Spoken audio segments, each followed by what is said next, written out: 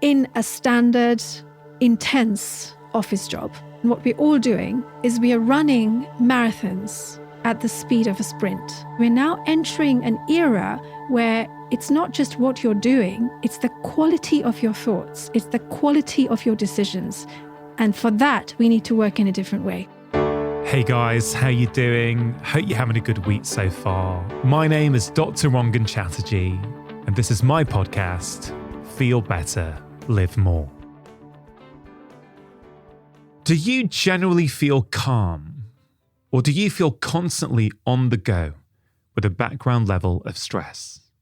Of course, the pressures in our life can come from a variety of different places, but they often come from our work, not just what we have to do, but how we tend to do it as well. This week, my returning guest is Dr. Mittu Staroni. Mittu is a University of Cambridge trained physician, neuroscience researcher, and ophthalmic surgeon who advises many multinational companies on mental performance and stress management. Her latest book, Hyper Efficient: Simple Methods to Optimize Your Brain and Transform the Way You Work, lays out the tools we need to retune our brains to their best settings for complex thinking, creativity, concentration, and decision-making. Now, Mittu believes that the way we work today has to urgently change. She explains how society's approach to work has remained the same for many years now, despite our shift from physical work to knowledge-based tasks with serious negative consequences. In our conversation, Mittu explains her novel idea that our brain has 3 different gears, and that if we can learn how to use them, we can dramatically improve our productivity and our mental well-being. She also explains the critical importance of aligning our work patterns with our natural bodily rhythms, the science of taking regular breaks, the specific benefits that naps can offer, and the role of exercise, particularly walking, in enhancing creativity and solving problems. We also discuss the impact of modern technology on our ability to focus and relax, and contrast our modern lives with the lives of long-living communities around the world.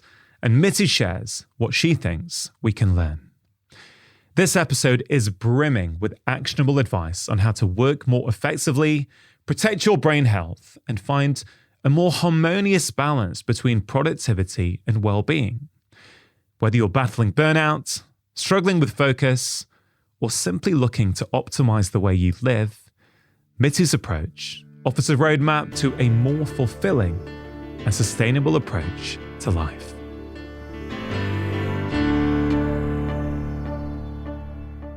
In the new book, you write about a concept I've never heard of before, this idea that our brain has 3 different gears.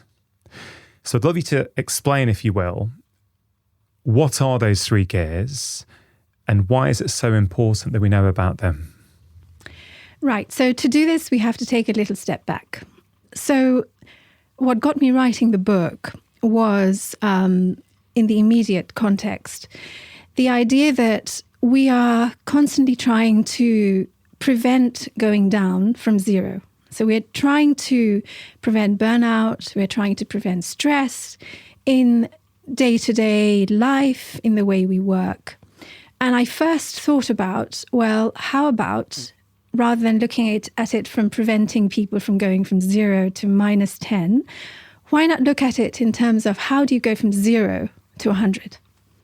So that got me thinking about what is it that we're actually doing and how are we actually doing it? So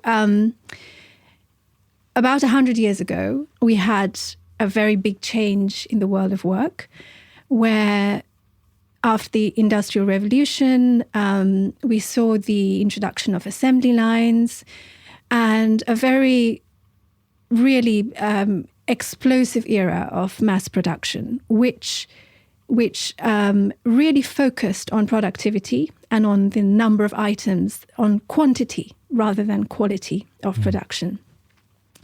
And then when we discovered just how powerful assembly lines were, the concept of assembly line started filtering down into every aspect of life. This sort of routine, continuous, segmented way of working. After the Second World War, when knowledge work became a much bigger sector in work than manual work, we simply carried on the tradition of working like an assembly line, when in fact we were working with our minds and not with our hands. So we changed factories into offices, but we never really changed the concept of work and what would make work more productive when you're working with the mind. And then over the last 100 years, 50 years, knowledge work has really been a form of quantitative work in the majority of cases. It used to be largely clerical. So it was about, how many letters are you getting written per day? How many reports are you getting typed? And we're now entering an era where what happened to manual work when assembly lines and mass production stepped in it's now happening to mental work. So mental work, the lower level cognitive work, is now going away to the sector of machines, automation, and AI. And we are left doing the high level complex work. So human minds are now the main workers, where the work is high level cognitive work that machines can't do. So starting with this approach, I realized that how does the brain work? How does the mind work when it's working? And then I became very interested a while ago in a little circuit in the brain a little dot place in the brain called the locus coeruleus, because it looks blue. And as an aside, it was first identified by Marie Antoinette's physician. And this blue area is blue because it's the brain's main hub of norepinephrine or noradrenaline. And this locus coeruleus and the network that it sort of feeds into is a very interesting network, because you can sort of gauge, not exactly follow, but sort of gauge what it's doing by following the movements of the eyes, of the pupils in the eyes. So the way your pupil dilates and its baseline reflects the activity in this small area of the brain.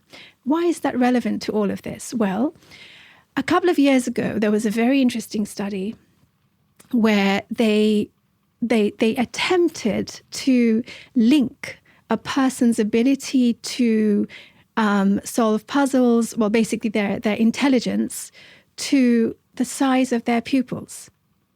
And the link was really that you could gauge just how much cognitive effort a human being puts in by looking at the pupil's dynamics, because the pupil's dynamics tell you how this nerve network in the brain is acting.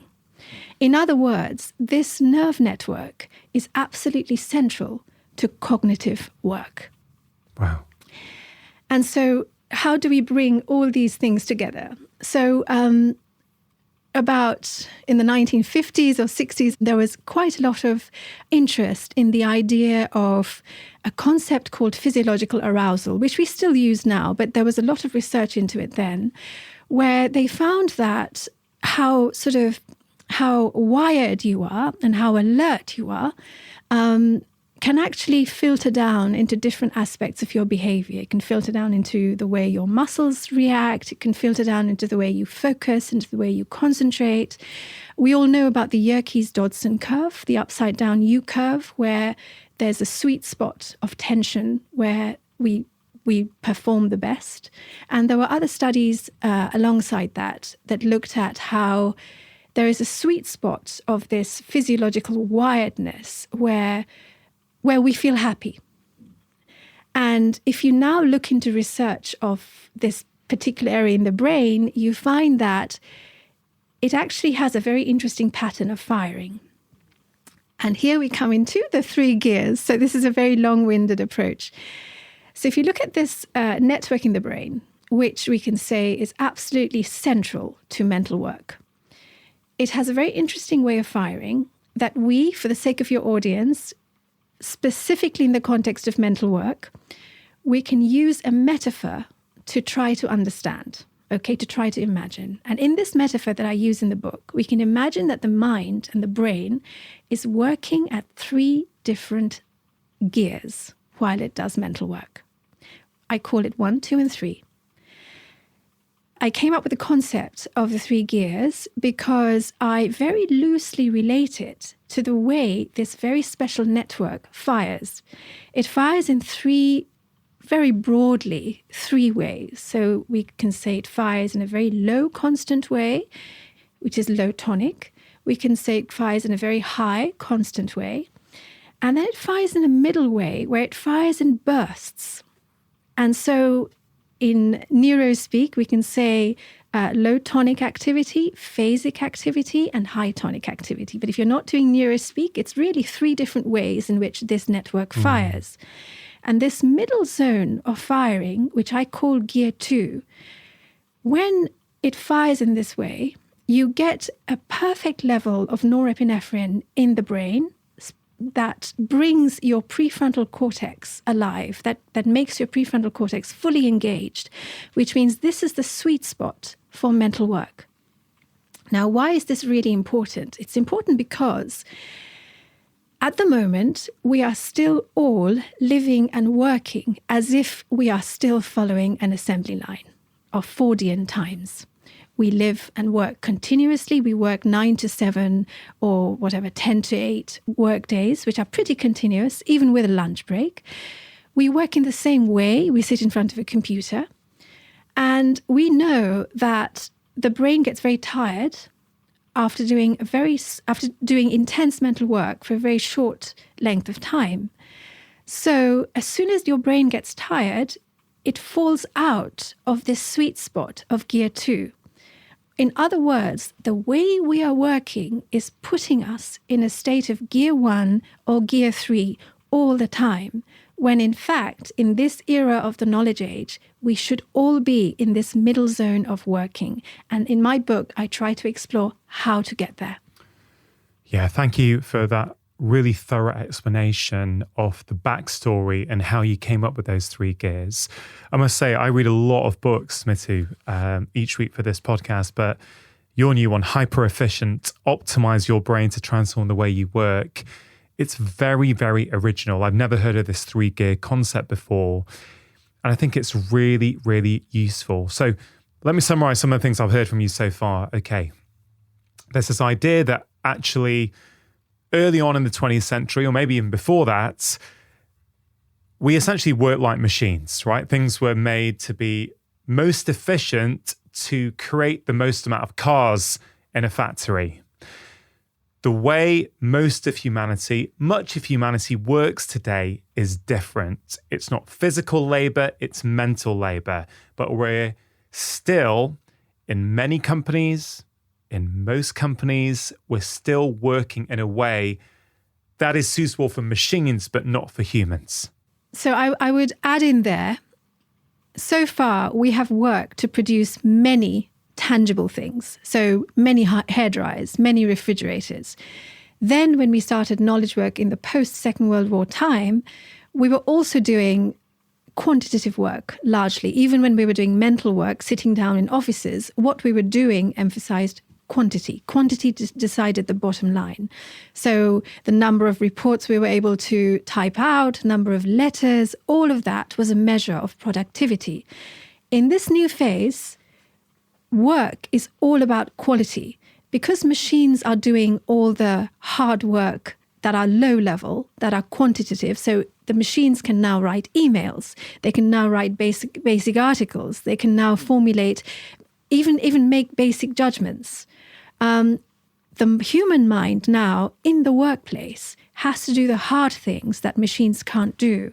And doing these tough cognitive work sectors, or doing this kind of really tough mental work subtypes, like creative idea generation, like intense problem solving, that is now fallen on human minds to do. And that is going to be the differentiating factor between one organization and the next, where everyone will be using machines to do all the low-level cognitive work. Now that we are working in this way, quality becomes the bottom line. So rather than having 100 great ideas by having 10 brainstorm sessions, 10 meetings where you brainstorm, it's much more important to have one incredible idea.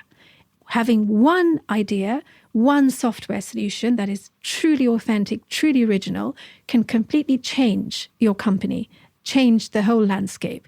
Whereas having 1,000 less good or mediocre ideas will do nothing. So we're now entering an era where it's not just what you're doing, it's the quality of your thoughts, it's the quality of your decisions. And for that, we need to work in a different way. Yeah, there's a very optimistic tone throughout your book, actually, which is quite interesting because as AI permeates into more and more areas of our life, work life, home life, there's a lot of negativity, there's a lot of worry about what this might mean for the job market, what it might mean for us as humans. And I'm certainly no expert in AI, but one of the things I really enjoyed reading in your book is this idea that if machines and technology can do the kind of basic admin type work and more, right, that a lot of humans find tedious and boring, right?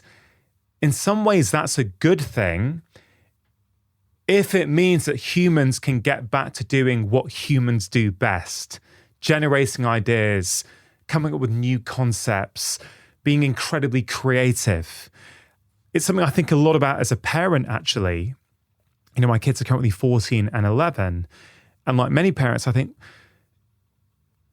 how much of what they learn at school today is going to be relevant for them in 10, 20 years in the workplace? So I often think that one thing I need to teach my kids is to be adaptable. How do you solve problems? How do you navigate an overload of information and actually figure out what you think, right? How do you be creative? How do you generate special ideas? Because technology is going to do the rest for us, isn't it? So is that fair to say from me that it is an optimistic book, that you actually think this AI revolution is going to get humans back to doing what humans do best? Absolutely right. So a great way of imagining AI, or whatever AI evolves into, is as really clever assistants. So, one way to imagine it is if in an organization traditionally, you'd have the senior executive making the really important decisions, and you'd have more junior analysts, junior team members doing all the kind of slightly lower level work, the more mundane, routine work, the box ticking work. And now everyone has AI, so everyone has now become a senior executive in a way of speaking in their organization. But when you have to work in that way, you will not produce the best ideas if you work in the old way. You now have to work in a completely different way that is very, very separate from the assembly line approach. With the assembly line approach, you focus on quantity. So you can produce many ideas, you can type many emails. So hold on that then, just to make this really tangible for people, if you work in an office and you have a boss and they're measuring your output in terms of how many emails did employee A send between 9 and 10 and 10 and 11, 11 and 12, that way of measuring productivity, you're saying, is outdated. Exactly. It is completely outdated. If you're measuring productivity so it used to work at a time when it did help to know how many letters were typed, how many reports were written. We went through a long era where that was a valid measure of productivity. But now the machines are doing the emailing and the letter writing. So the time that you're sitting at your desk does not immediately equate to productive work. Once productivity changes, so now we have to measure productivity in terms of quality. So rather than asking, okay, how many hours have you done this week? And let's pay you for overtime. We should ask, how many brilliant solutions have you generated this week? How many really valid, actionable, sellable ideas have we come up as a team with this week? That should be the new measure of productivity, because as soon as you start using those metrics for productivity, it no longer matters how long you're sitting on your chair for, or how many emails you write. And also it's actually a win-win situation, because on the one hand, you don't have to pay employees just to sit there and do nothing. Let me give you an example. I was speaking to a writer the other day who told me that they were sitting at their computer for 10 hours only to be able to write what they could have written in 10 minutes. All right. So they're getting paid for sitting on their chair for 10 hours. It's also very distressing for them. Once they left their chair, they went for a walk. The idea came to them and they wrote it down in 10 minutes. So they did the equivalent of 10 minutes work in 8 hours in the old system. So in the old system, they were they were still productive because they sat at their chair for 8 hours. But instead, we should think, okay, how many of those 8 hours actually brought out qualitative work? So work of really good quality. So if we now start saying, okay, well, instead of tying this person to the chair for 8 hours, or if you're an independent worker, if you're instead of sitting at your chair for 8 hours, why not introduce elements into your day that put you into the right frame of mind to come up with brilliant ideas? And if you do that, the idea won't come to you 8 hours into the day. It could come to you within 10 minutes of sitting there. Well, let's talk about these rhythms then, because that really is a big part of the book, this idea that there are rhythms in nature, there are rhythms in our body, there are rhythms in our mind.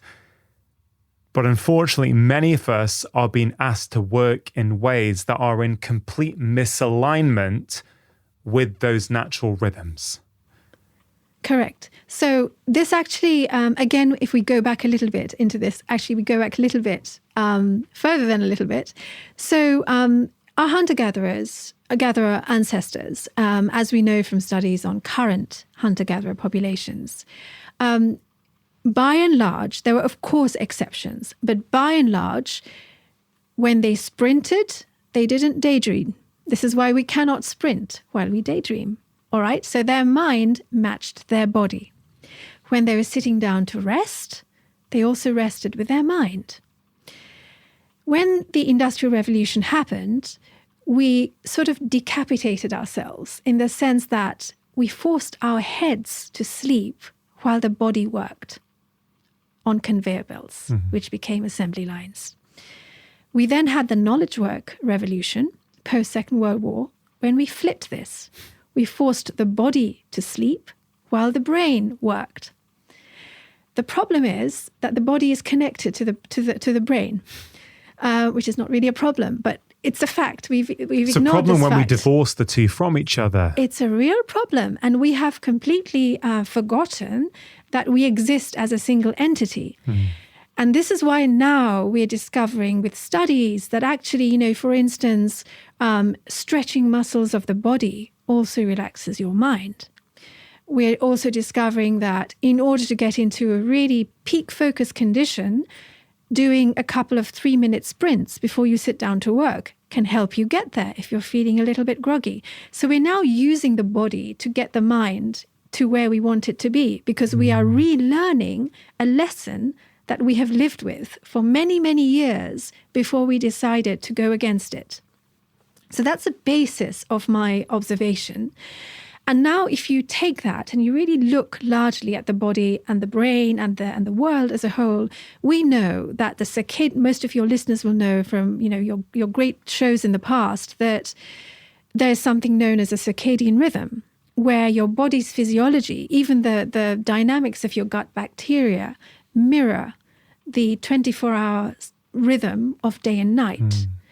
We know that networks in the brain, as well as organs in the body change how they behave through these 24-hour rhythms. We also know that the autonomic nervous system connects the body to the brain, and the autonomic nervous system's dynamics, which influence whether you're awake, whether you're asleep, whether you're tense, whether you're relaxed, is also tightly tied to your circadian rhythm. And the way we work right now, if you look into the brain's dynamics, the way norepinephrine, which is released from this blue dot, which influences cognitive work, also changes in a circadian rhythm. And then we can go even deeper and look at the way we do different work. And there are studies that show that, for instance, creative work peaks off-peak. In other words, creative work peaks before most people go to work, early hours in the morning, and after most people come home from work, so late in the day. We also know that, again, studies show that focused attention work, so the ability to focus, peaks slightly later. So it peaks in the morning and later on in the morning, and also later on in the afternoon. We also know that most of us have what is known as a post-lunch dip in attention. So these are all inherent rhythms. But, if you imagine an average worker going to work, an average manager, you go to work in the morning, you first miss your creative window, which happens shortly after you wake up. You probably take a couple of coffees or teas, and they make you really alert. So you again miss this creative window. By the time you get to work, the first thing you do is you have a meeting when you should be doing focused work, or you maybe block out your morning with meetings. And then you start doing focused work in the afternoon, immediately after lunch, when your body wants you to sleep. Now, you can work like that, and we have been working like that for the best part of a century or near a century. The problem is, if you want to come up with quality work, working in that way is really crippling. Yeah, you can work like that, but there's a consequence, right? You can drive a car with a flat tire and you can still get somewhere, but there's a consequence. Correct. Right? It's so fascinating. First of all, I love that concept of mind and body alignment. Yes, through the lens of productivity, fine.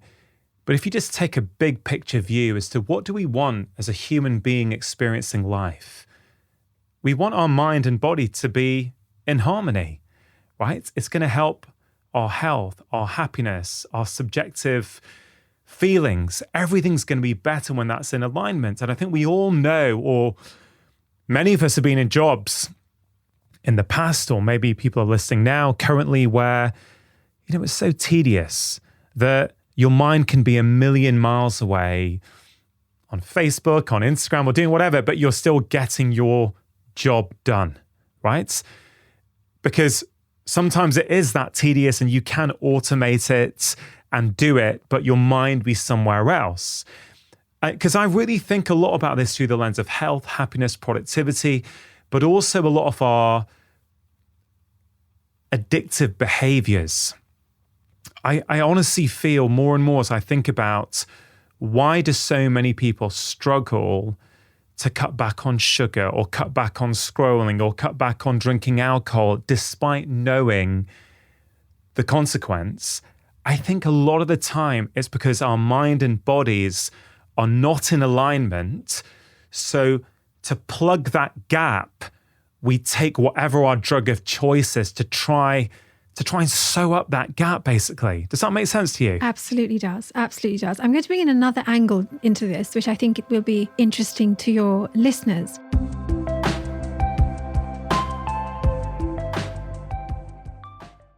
Vivo Barefoot are one of the sponsors of today's show. Now, I am a huge fan of Vivo Barefoot shoes and have been wearing them for over a decade now, well before they started supporting this podcast.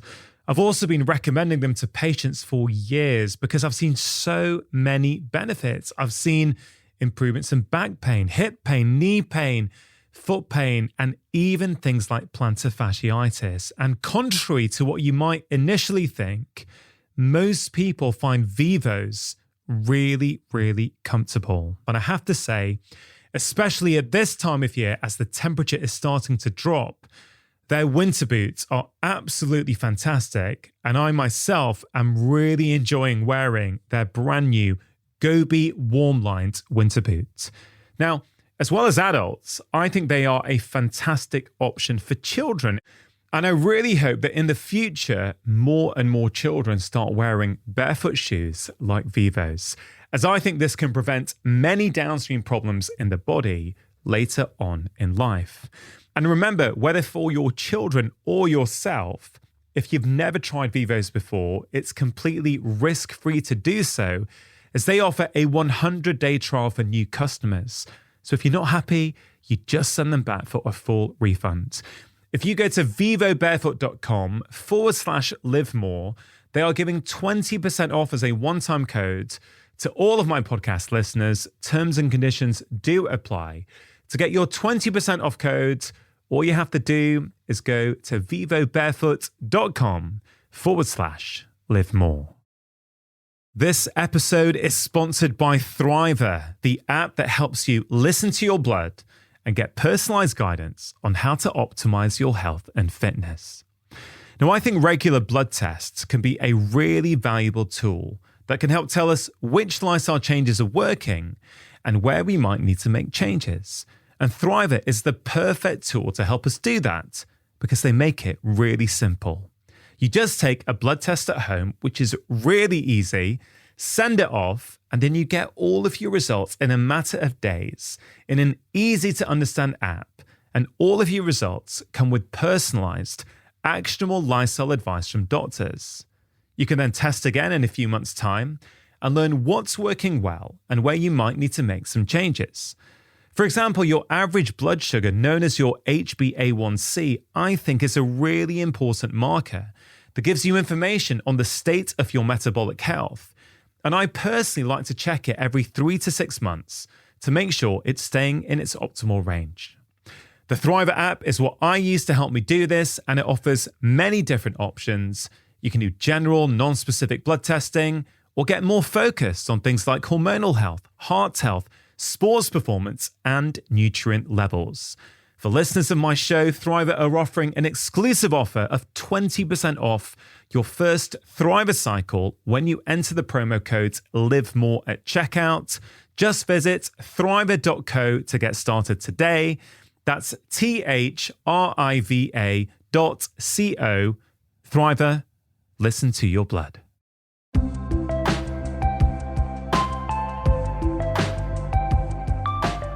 You mentioned the 3 gears.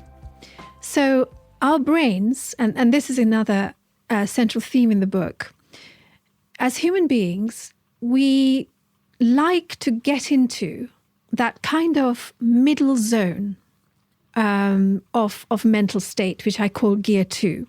And this is the gear that you think most people want to be in most of the time when they're at work. It is the best gear to be in because it's the gear, it's a state of mind. So just to go back again, gear 1, 2, and 3 are 3 distinct states of mind that I describe in the book.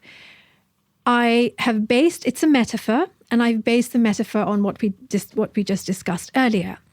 Now, in gear 1, I describe having a very kind of mind-wandering, gentle pace of mind where you cannot focus. You sort of want to daydream. So your DMN, the network in the brain that's associated with daydreaming, with mind-wandering, that is more active in this state. You also get more alpha oscillations, which alpha oscillations are correlated to having a sort of a mental windscreen being wiped. So if you have a mind that's really busy, if we're working on a problem, it kind of wipes the slate for you.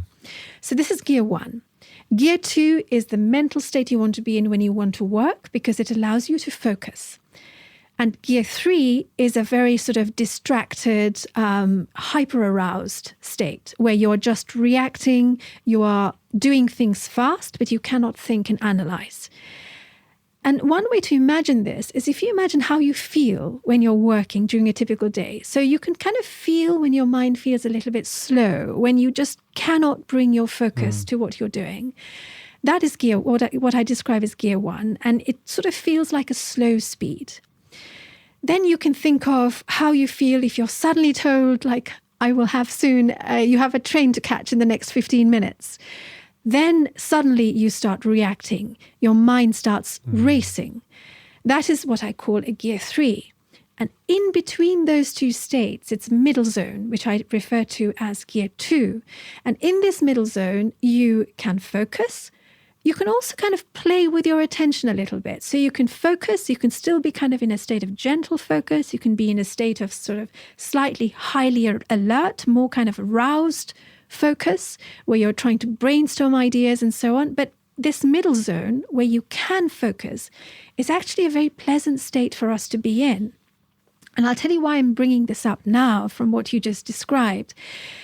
So because it's such a pleasant state for us to be in, we like to be there, because when we're in there, and this roughly correlates with, if there's anyone interested in this, with phasic locus ceruleus firing. When we're in this state, we can focus, and it's not too effortful for us to focus. We still need to try, but it comes to us quite easily. So it's optimal for mental work, but it's also an optimal mental state to be in. Before technology, as we have it today, we had to try to get into a mental state where we are able to easily hold our focus. If you are struggling to get into that state, you could feel bored. So for instance, imagine you're standing at a bus stop 40 years ago, when there's no cell phone, nothing tells you when the bus is coming. Yeah. You would have forced yourself, you would have had to stand there and somehow get into a mental state where you're sort of happy. You find something to focus on and you're happy. You're not agitated. You don't need something to entertain you. Zone 1? So at that point, you are naturally getting into gear 2. Okay. Because you have nothing to help get you there. Right. So when you transitioning into gear 2 happens, or you have to actively try to do it from a gear 1 state. So a gear 1 state is when you're not really focusing, you're kind of mind wandering, you're kind of in a very slow state of mind. If you want to shift yourself from there to a state where you can focus on what you're doing, you're not bored, you're not drifting away, you're present, okay? That transition has always needed us to make a little bit of effort. But right now, technology, by arousing you and alerting you with exciting things and interesting things, gets you into that zone 2 state very easily, which is why if you are working and what is in front of you on a screen is boring, it's much more comforting to look at your phone, where you don't really have to put the effort to be interested. It interests you. That you mentioned dopamine, so the dopaminergic and cholinergic networks are all influenced by the locus ceruleus. So we're kind of looking at the whole brain as a sort of package, all right? So in the past, we would have had ample training to put ourselves into the right mental state for focus. But right now, technology is doing it for us all the time. So if you wake up and look at an iPad, look at your phone, that immediately wakes you up, makes your mind work faster, and pulls you into this middle zone 2. Whereas in the past, you would have had to do it yourself. So what's the problem if someone does wake up and using a smartphone and stimulating and exciting content put themselves right into the middle of zone 2? You're saying that zone 2 is a good thing where we get a lot of focused work done. Why is it a negative then if someone was to wake up and go straight to zone 2? Because even more important than actually getting into gear 2 is being able to navigate yourself to be in the right mental state. Right. And you are using a crutch. And this crutch is so effective that we are sort of entering into an existence where people with no attention disorders before now rely on this very powerful crutch to get into a right mental state of feeling alert, of feeling happy, of feeling present. And they need this mechanism there. And this is why if you are at work doing something not inherently exciting, you feel even more distractible, and you find the work even more of a struggle if you rely normally on sparkling technology, sparkling Facebook feeds and swipes and posts to get you there. You lose the ability to get into the right state of mind yourself. And that is what we are seeing now more and more. What's the relationship between these topics that you're talking about and writing about and these three gears and our health and things like burnout? So we all feel good. So taking a step back, in a really powerful study on mice, it's a very small study, they managed to stimulate this network that I'm very loosely basing the gears on, the locus coeruleus norepinephrine network. They used optogenetic stimulation to put a bunch of mice into what I define as gear 2 versus gear 3. And they found that when these mice are in a state of gentle curiosity, sort of the optimal state of mind in which you're able to do focused work, where you're curious but you can focus, that sort of equivalent state of mind in these mice. When the mice were put into a state of gentle curiosity, their brains were very efficient at clearing away toxic byproducts and at sort of maintaining the homeostasis. And this is especially relevant, especially important, because these mice were engineered to be more susceptible to neurodegenerative disease. So if you take a bunch of mice who are susceptible to neurodegenerative illness and you put them into gear 2, and then you subsequently put them into gear 3, a gear 3 state, they are less likely to develop disease compared to if you only put them into a gear 3 state for a short period every day. So putting your brain or your mind into this middle zone and staying in this middle zone for much longer than staying in this sort of rushed gear 3 state of mind seems in animal studies to be very protective for the brain and for the mind. And to your point, it's a question we won't know the answer to because it takes a long time for neurodegenerative diseases to develop.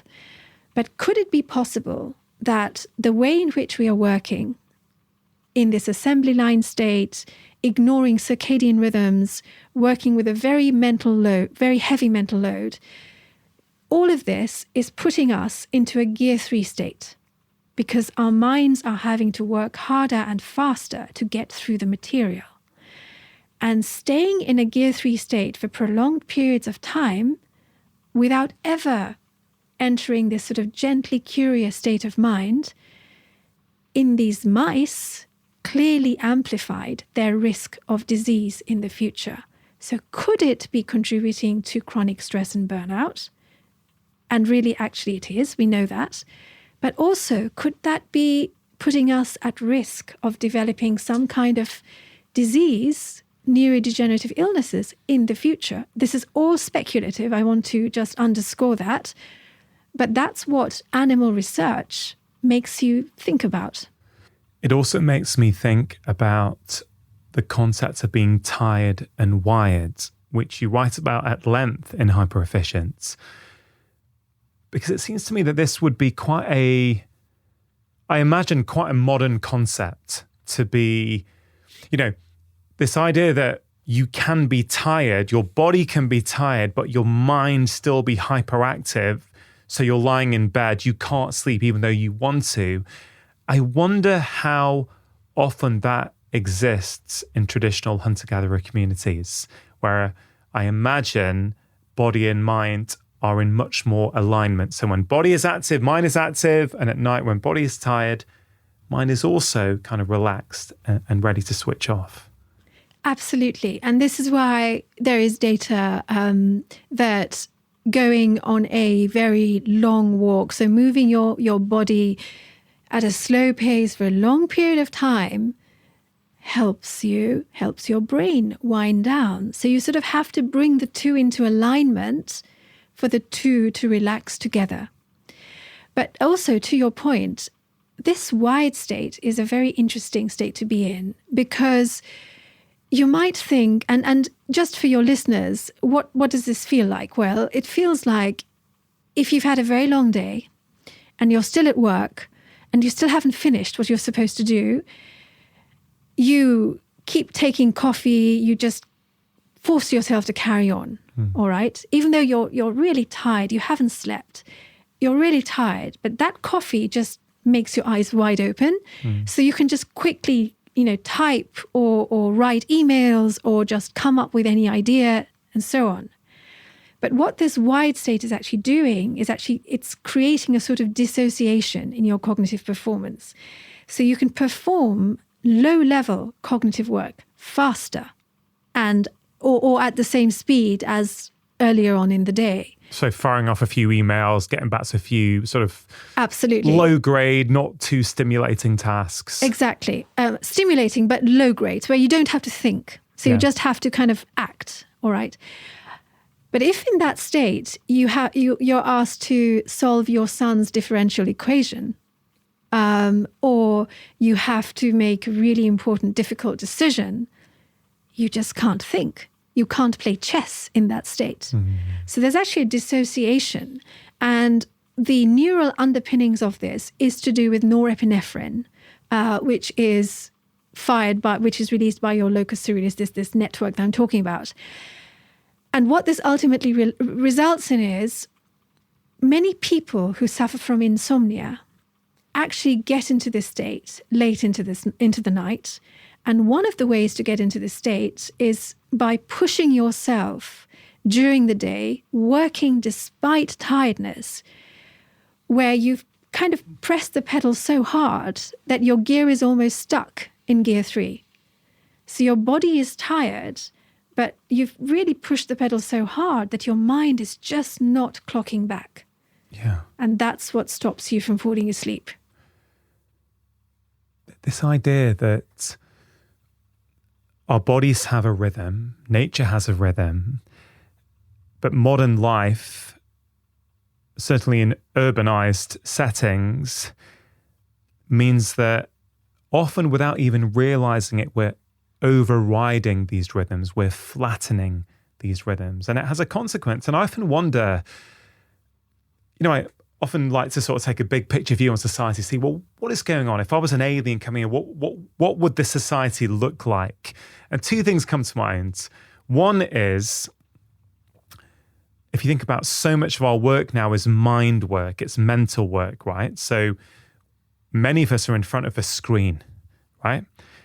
If you're an alien looking at this from up there, you'd see a lot of humans sitting in front of bright screens, not doing very much. Our fingers are moving, right? But we're not actually, it doesn't look as though we're doing much, right? Our bodies aren't moving that much. It's just the workings of our minds are going and our fingers are tapping. And it's probably very different now to 100 years ago, when if we looked at humans, you'd see a lot of movement. Certainly if you look at hunter-gatherer communities, of course you would see that movement.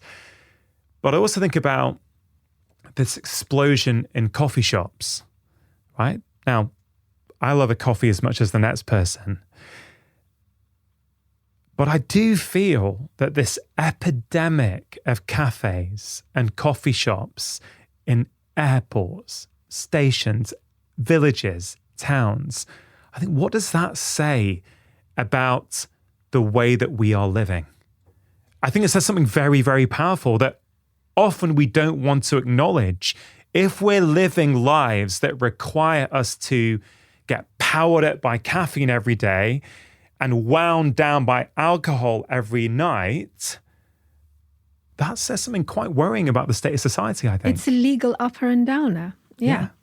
So I talk about coffee in the book, and I describe how some accounts suggest that coffee breaks came into being when a tie-making factory or business in Denver, Colorado, discovered that employees actually ended up making more products when they were given 2 coffee breaks during the day. Now, we usually...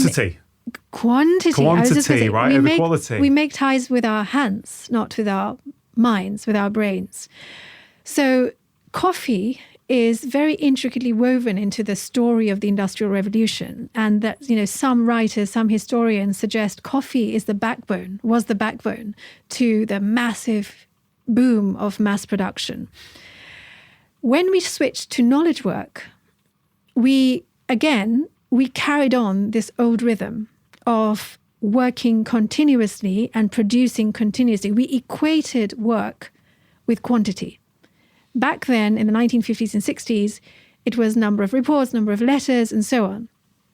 But it was just having to keep going against your inner instinct to stop and pause and take a break. Caffeine solved that problem when you were on the assembly line. It continued to solve the problem when you are on the assembly lines of typing desks or of other offices. And what caffeine was doing is putting everyone into a gear 3 state. So I point out that if you are sitting there analyzing a problem, you need to be able to focus and think and explore in a very coordinated, controlled manner. But I don't know if your listeners have watched the film Modern Times with Charlie Chaplin, where he's working on an assembly line and it's moving faster and faster and he's struggling to keep up. If you're working on an assembly line, actually the faster your hands move, the more products you build. If you're typing letters and you're not thinking, you're just listening to what is taped and putting that out through your fingers, you're not thinking. You can do that much faster. If you have to hang around in the office when you're really tired and pay attention at meetings, you can do that better in gear 3 than in gear 2. So being in gear 3 was actually advantageous to productivity of the kind that we've needed for the last 100 years. But we continue to use that. We continue to define work like that. And we continue to use coffee to fuel ourselves. A larger point, which is, again, super important, is that as a society, we have grown to ignore the instinct to need to pause and take a break. Mind is very different from muscle. If you're working hard in the gym, you perspire, your limbs ache, you start not being able to lift as heavy, and it's obvious to everyone that you're tired. When your mind is tired, you're not perspiring, there is no pain, no one can see it from the outside. So through this attitude of productivity and this way of working, we have grown to ignore the inner signal we have of pausing. And in fact, we do the opposite. You mentioned morning and evening. I know many people who take a coffee every hour to keep themselves going. So we are using... You've got to pay it back later. You will be paying it. That's the point, isn't it? Yeah, you can keep going, but there's a cost. You're kicking it down the road. You're kicking it till later on in the day. You're kicking it to later on in the day. You may be kicking it to later on in your life, but you're also kicking it in terms of business, in terms of the work you're doing. So by being in that state, in that caffeine-driven gear 3 state, you are not entering these absolute peak mental states that are necessary. As we're having this conversation, the Olympics have just finished. Okay. And I think this analogy between physical work in the gym where you then perspire and your muscles are tired and you kind of know you then have to take a break. You couldn't keep pushing weights for 8 hours a day, 9 to 5. We kind of understand that. I guess the point I'm trying to get to is, let's take the track and field events of the Olympics, which me and my kids have been, watching obsessively for the last few days. And it's just been phenomenal to watch. But let's say a 1,500 meter runner or a 5,000 meter runner whose job is to peak once every 4 years at the Olympics. Sure, other tournaments as well, but building up towards the Olympics. The whole program that is put together for them by their coach will absolutely take into account rest and recovery, right? It will be, yes, you'll do that, but on Mondays, because it's a heavy, intense session, Tuesdays are going to have to be very light, right? People who run regularly and are in tune with their bodies will know that if they have a heavy session one day, they can't have a heavy session the day after, or if they keep doing that, they're going to really burn out and hit the wall and get sick. So I think that analogy is really fantastic. With physical work, we kind of get it, that there are these rhythms. And I do want to talk about power laws, which was a fascinating topic that I read about in your book. The mind's kind of the same, right? If we're having heavy mental load one day, like, do we need to think about doing different kinds of work the following day? And I'm conscious as I'm asking these questions, Mithu, that your ability to shape your work day may depend on your job, whether you're a freelancer, whether you're an entrepreneur, or whether you are in an office with loads of senior management above you who tell you how you're meant to work, right? So I'm conscious that not everyone is going to be able to make those changes, but I wonder if you could comment on some of those points. So I'll address the last one first. So one of the things I would love everyone to do is really rethink the way we measure productivity in terms of quality, because as soon as you start looking at quality, managers of organizations with very rigid work structures will start seeing, just like the Denver tie maker started seeing that there were more ties when people had coffee breaks. People will eventually start seeing that, okay, if we look at quality of ideas generated, maybe we need to work a different way. Okay? But yeah, so there are lots of interesting points here. So the mind is very similar in the sense that the brain has finite capacity. Our brains are really small. They can do marvelous things, but they're very small. They also take 20% of, or consume 20% of the body's sugar, despite weighing a fraction of the body, something like 2 or 3%. Now, you can have two options here. You can either look at mental work, if we look through the lens of sport, it's much better. So what is completely wrong, and what we're all doing, is we are running marathons at the speed of a sprint in a standard, intense office job. Most standard, intense office jobs. That's a great way of putting it. So if we take that context where you don't have that much independence over how you're working, if we take that context, well, you have two options. If you're doing intense work, you can't run a slow marathon. So you clearly need the mind to perform intense work. Now, you can do it in two ways. Either you can say you will work mentally as sprints. So you work really hard and then do nothing. Take a long period off. Now, if you were to do that in, an organization, your manager would frown at you. The CEO would probably think, is this going to affect the bottom line? So I looked at how have people been working in the past. Now, hunter-gatherers, from what we know of today's data and also anthropological studies from about 100 years ago, 200 years ago, show that hunter-gatherers actually had what is known as what I'm calling a sort of a power law, fat-tailed way of working, where you do intense work for a really short time, and then you do slower, more moderate work for the next big chunk of time, and then you spend the majority of the time doing very light work. So you don't just work and sleep. You work, but then you kind of wind down like a power law on a graph. So this is how hunter-gatherers, the different communities that I mentioned, seem to work observationally. I then grew very interested in another paper, which I refer to in my book, which looked at how Darwin, Einstein, and Freud wrote letters. Now, back in Darwin's time, a lot of work sort of scientific study was carried out on the writing table, not in a laboratory. And letter writing acted as a form of peer review. Right.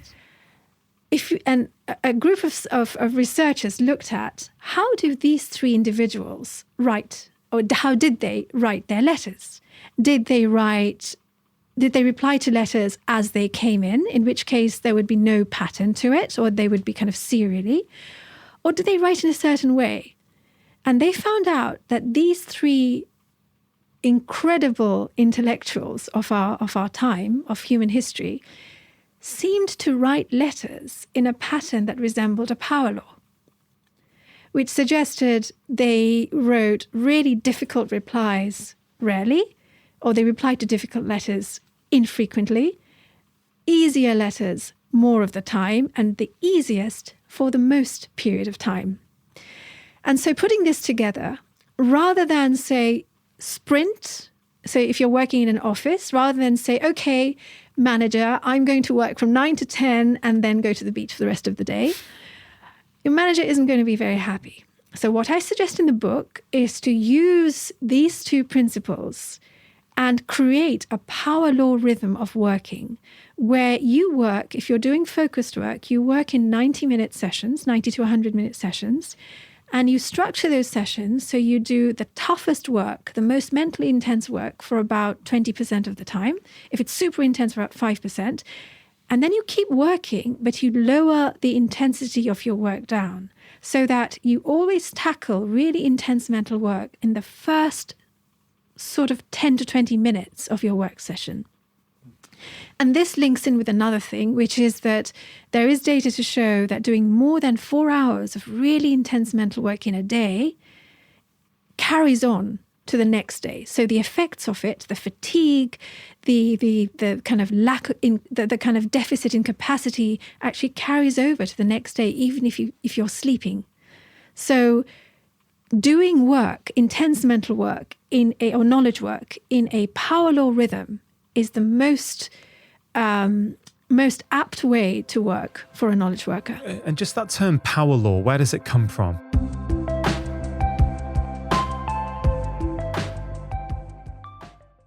This episode is brought to you by Airbnb. With the winter rolling in, some of you, I'm sure, will be thinking about a trip away to escape the cold.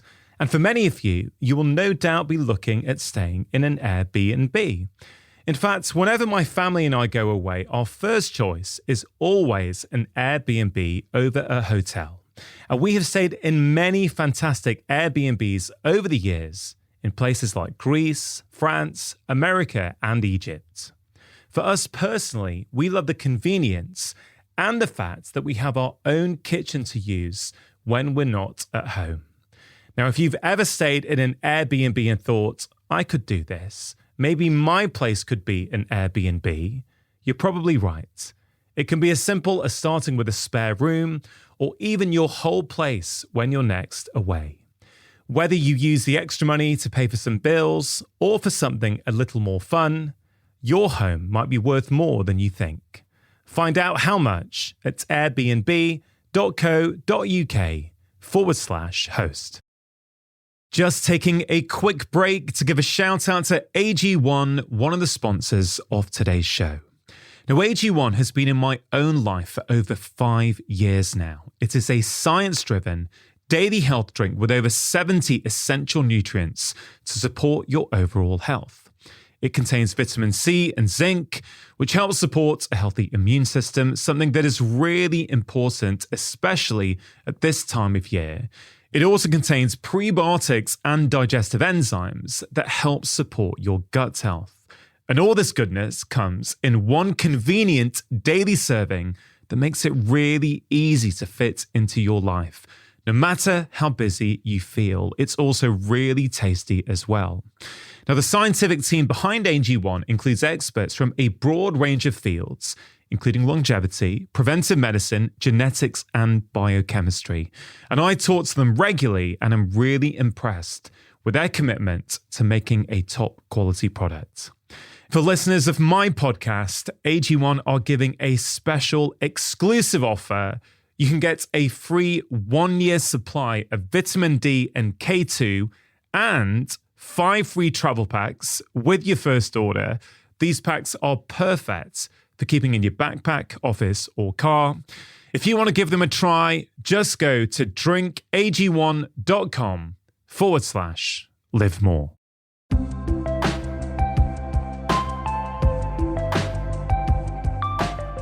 So a power law is just a mathematical relationship. So if you want an analogy, if you imagine a situation where you are doing something, so let's come back to work actually. So if you think about work, what I mean by power law is you're doing really intense work for the shortest period of time. So the more intense your work is, the fewer the hours or the minutes you're doing it for. The easier your work is, the longer you are doing it for. And that inverse relationship is what I describe as a power law. It reminds me, when I first read the first couple of chapters of your new book and you outline this 3-gear model that you've come up with, I couldn't help but think of physical exercise and endurance and this idea of zone 1 exercise, zone 2, zone 3, or zone 1 to zone 5, depending on which model you're looking at. And, we've spoken about this on this show a couple of times with Peter Attia, also with Professor Stephen Seiler from Norway, this incredible sports scientist, on the benefits of being in different zones, right? And if you do lots of zone 1 on a 3-zone model, so zone 1 being very light, zone 2 being moderate, and zone 3 being, really intense like sprinting, this idea that actually if you do most of your endurance work or training in zone 1, it's not quite the same as your 3-gear model, but I think there are similarities. That's where you get the bulk of the benefit, and that's where you don't also raise cortisol. So your recovery is a lot easier. And yes, you do, a little bit of your training at zone 3 where you're sprinting, but you don't do much there. You do a little bit there. It's again, the similarity is that there is a rhythmic nature to us as humans. We can't go all out 7 days a week, or even Monday to Friday, 5 days a week. And I kind of feel what you said about how you might want to structure your day. What this really needs, and I think your book will contribute to this, what it really needs is more open conversations between employees and employers, right? It needs to be the employee needs, okay, these are the things we need you to do, right? And then the employee, hopefully in a very supportive work setting, you need to have a discussion to go, okay, great. So over the next 5 days, you need these 10 things done. Well, you know what? I kind of know my rhythms. I'm really good at creative work first thing in the morning, but I'm not so good in the afternoon. I can deliver you these things, but let me handle it over the next 5 days. Do you know what I mean? It needs some sort of push and pull, which isn't there in a lot of companies. And I tell you, on a personal level, it reminds me, in one practice I used to work at as a GP many, many years ago, I had real back problems at the time. And so when I got back to work, I was like, yeah, I can get a great chair and a great table that suits me and ergonomic and all that kind of palaver, but it is simply not going to help me to be stuck in a chair between 8 a.m. and midday, right? So I basically insisted with my manager that I was taking a 15-minute break in the middle of morning surgery. That was not done, right? But I said, no, I need 15 minutes where I can stand up and walk around the block. Mm-hmm. But there was a bit of friction initially because it's just not done. But it's like I still saw the same amount of patients. I still got all my paperwork done, right? Because it was much more rhythmic. It would essentially have been 90 minutes of seeing patients, stop for 10 minutes, go for a walk, good for my back, good for my brain, good to maybe take me down from zone 2 to zone 1 before we get back into zone 2 again. Correct. Do you know what I mean? But you need to get into zone 1 for recovery. Exactly. The point I'm trying to make is that whoever's listening to this, if you're a freelancer, great. You probably have autonomy to structure this the way you want. But if you're an employer, if you're a manager, right, you've got to start paying attention to this stuff and going, people are not machines. They are not robots. Help your staff work in a way that's good for them and that's good for you. Absolutely. So 2 points here. The first is that I describe in the book how medical, so you and I both physicians, the way we see patients has changed drastically since assembly lines came into being, okay? Because a very, very long time ago, a GP would see each patient according to the length of time that patient required. Right. So if that patient, if there was a patient who was very complex, it would be fine for a GP to spend 45 minutes, an hour with that patient. And if the next patient were very quick, you could spend 5 minutes. And then as everything started becoming industrialized and mass production, we started measuring things. In the National Health Service, at least, patients were given 5-minute slots with a GP, no matter how complex or how easy their illness was, their symptoms were. So this way of working has filtered down. And this is why also within the NHS and beyond, we measure work from the service provider in terms of hours. But actually, we are serving the patient much more if we were to not do that and look at quality. So that's the first point. The second point is I deal quite a lot with organizations at the moment, with private companies. And there is a way, and the thing I hear the most is there is a way for this to be abused by the employee. So worker can say, oh, I'm just not in my zone, so I'm not going to come in today because I'm just not in the right zone, et cetera, et cetera. So actually, it's much better if it comes from the organization. Yeah. So rather than the employee saying, I work best now and say early in the morning, late at night, how about if you have a startup, if you run a company, you're a CEO, you're managing a team, why not look at it this way? As a manager, say, okay, if you're working on creative idea generation, innovation, why not just you guys, individuals of this particular specific team, work to a separate rhythm. Trade off your hours in the middle of the day for hours earlier in the morning and do a late night or late evening where you're only working on creative idea generation. So work that's light, that's kind of, you're coming up with ideas, okay?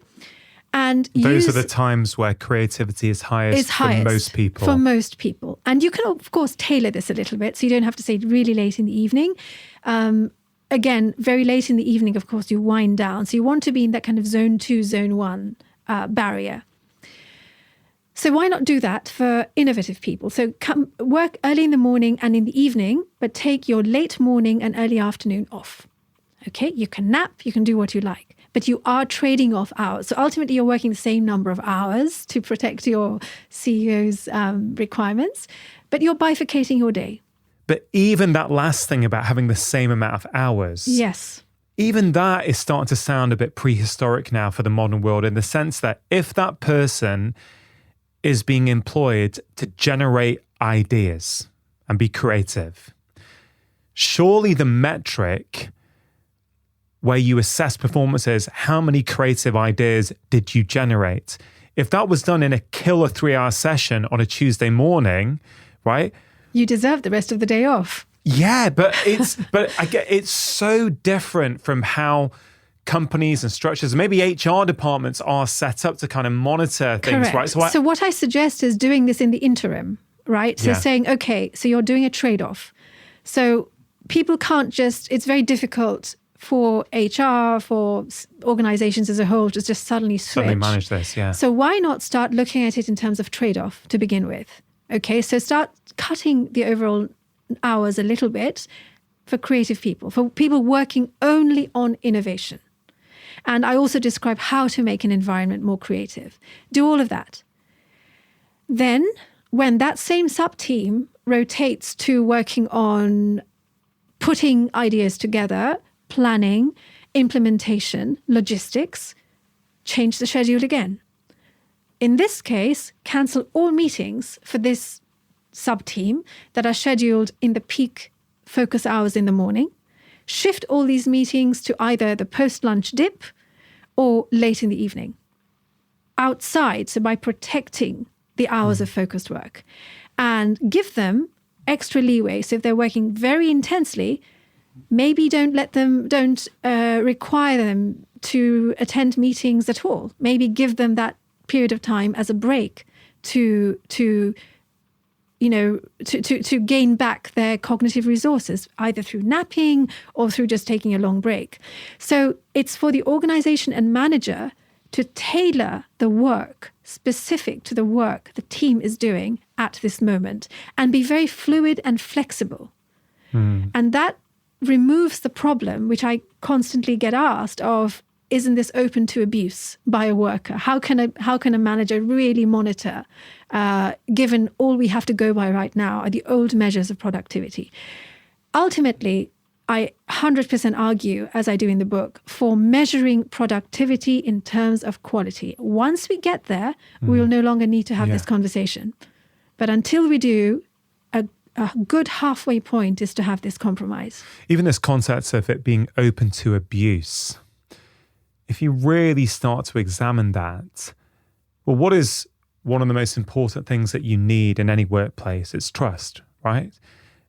You need mutual trust between boss, employer, manager, employee, right? You kind of need those things. And presumably any really fantastic system where there is a high degree of trust is also probably open to abuse.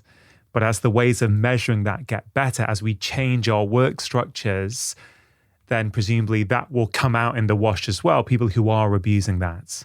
So I think the important thing is here, I think things are open to abuse because we still use an outdated system. If you place the opportunity to excel, if you tell your team that, look, you have one mission, and that is to come up with an extraordinary solution to this problem that our software is encountering.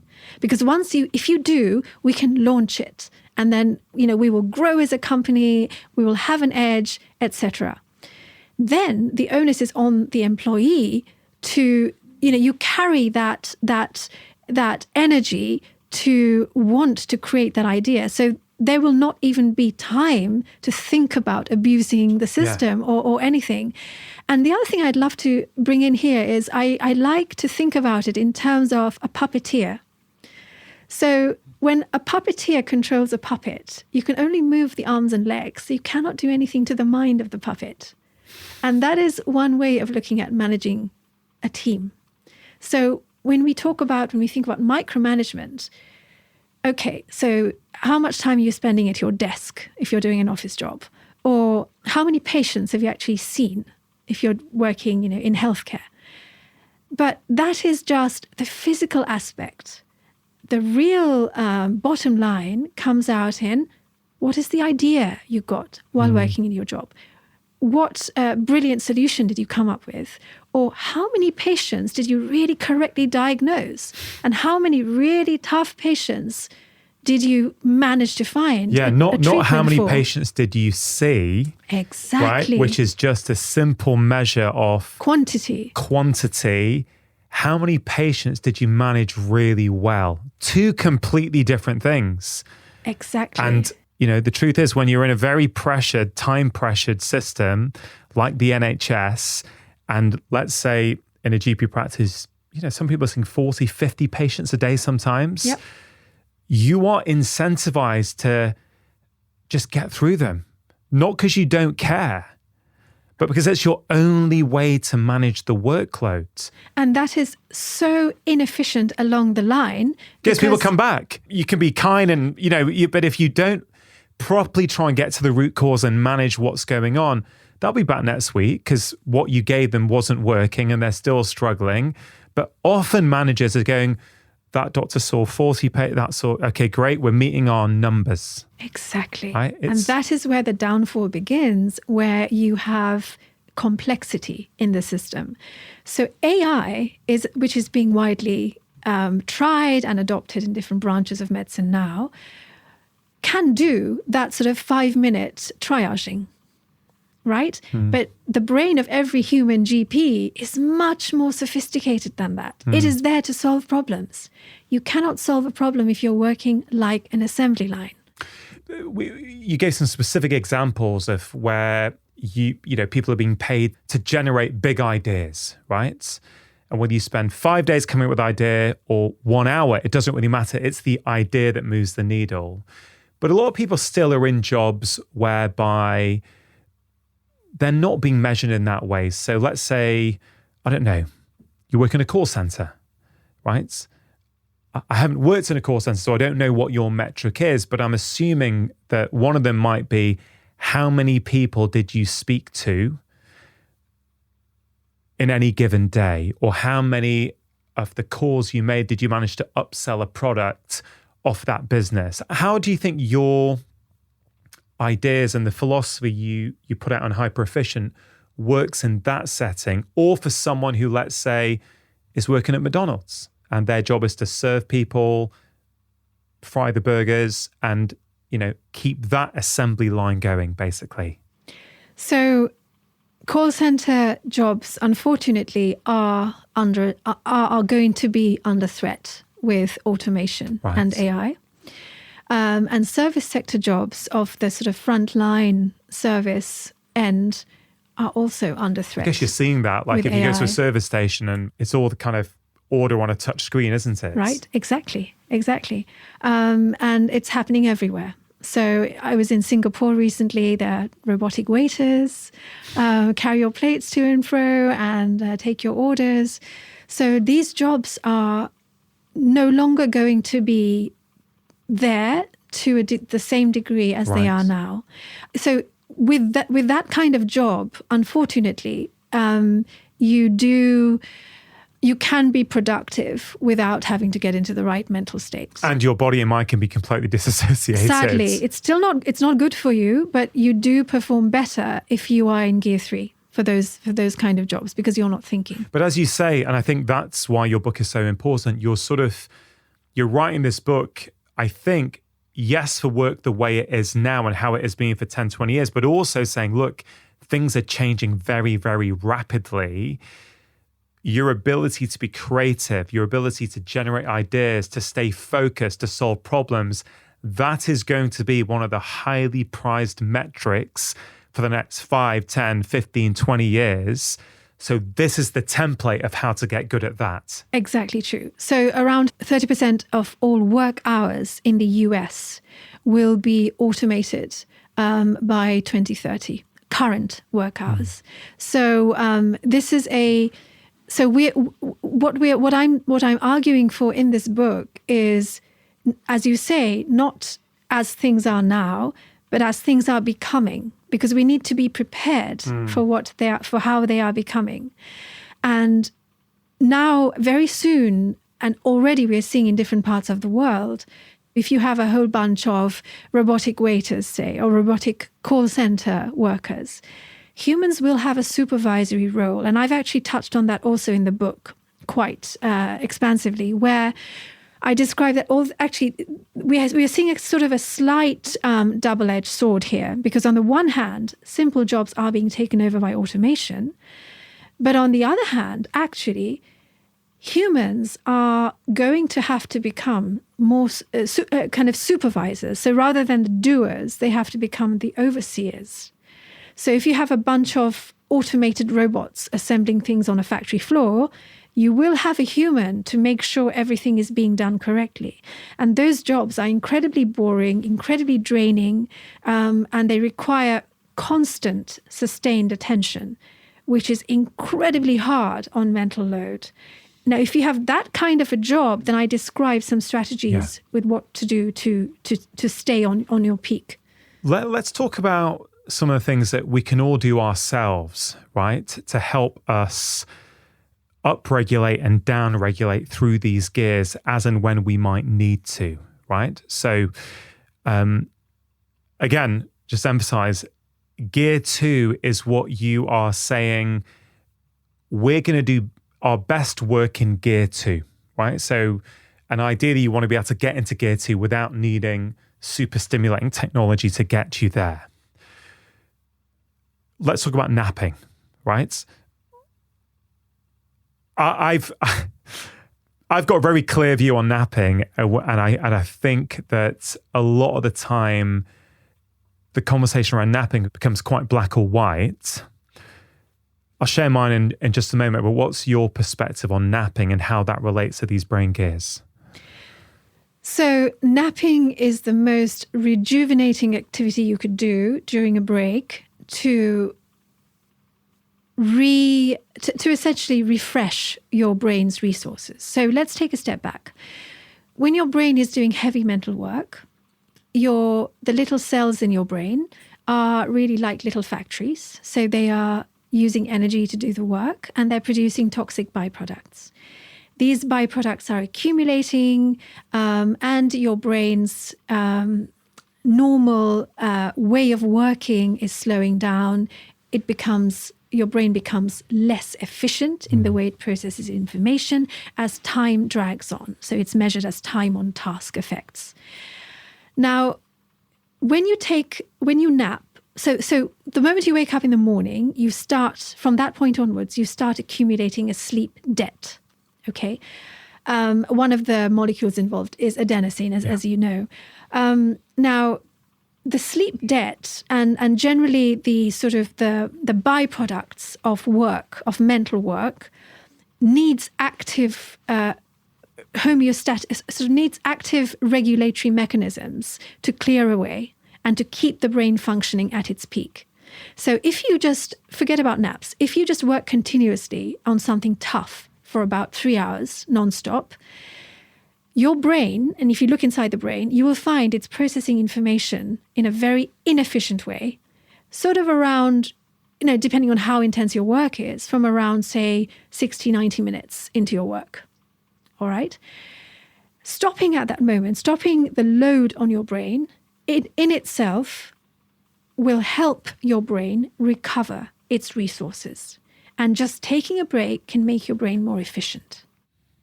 That's not necessarily napping. That's just taking a break. Just taking a break. Now, if you go into a deeper level, then you bring in a nap. So napping is in many ways a little bit like scuba diving. If you dive only a few meters below the surface, you can come up again very quickly without feeling groggy. But if you dive too deep, then you need to come up really slowly or you get the bends, right? In terms of sleeping, you get grogginess. Now, when you're sleeping, as your listeners will know by now, you go through different sleep phases. You have slow wave sleep is one of them. During slow wave sleep, your brain, at least during the night, goes through a process of sort of self-brainwashing, where glymphatic circulation is enhanced during slow wave deep sleep. And your glymphatic circulation in the brain, your glymphatic pathways, they seem to clear your brain away of the byproducts of metabolism that have accumulated during the day. So when you're sleeping, when you're napping, if you can get into slow wave sleep, it's more restorative for your brain, but you will have trouble waking up again and switching on and getting focused. But sleeping in itself, even a micro sleep, will temporarily absolve your brain of the need to feel sleepy. Sleeping in between these two margins sort of ticks all the boxes. It doesn't rejuvenate your brain quite as much, but it does give you the ability to sustain a little more cognitive stamina later into the day.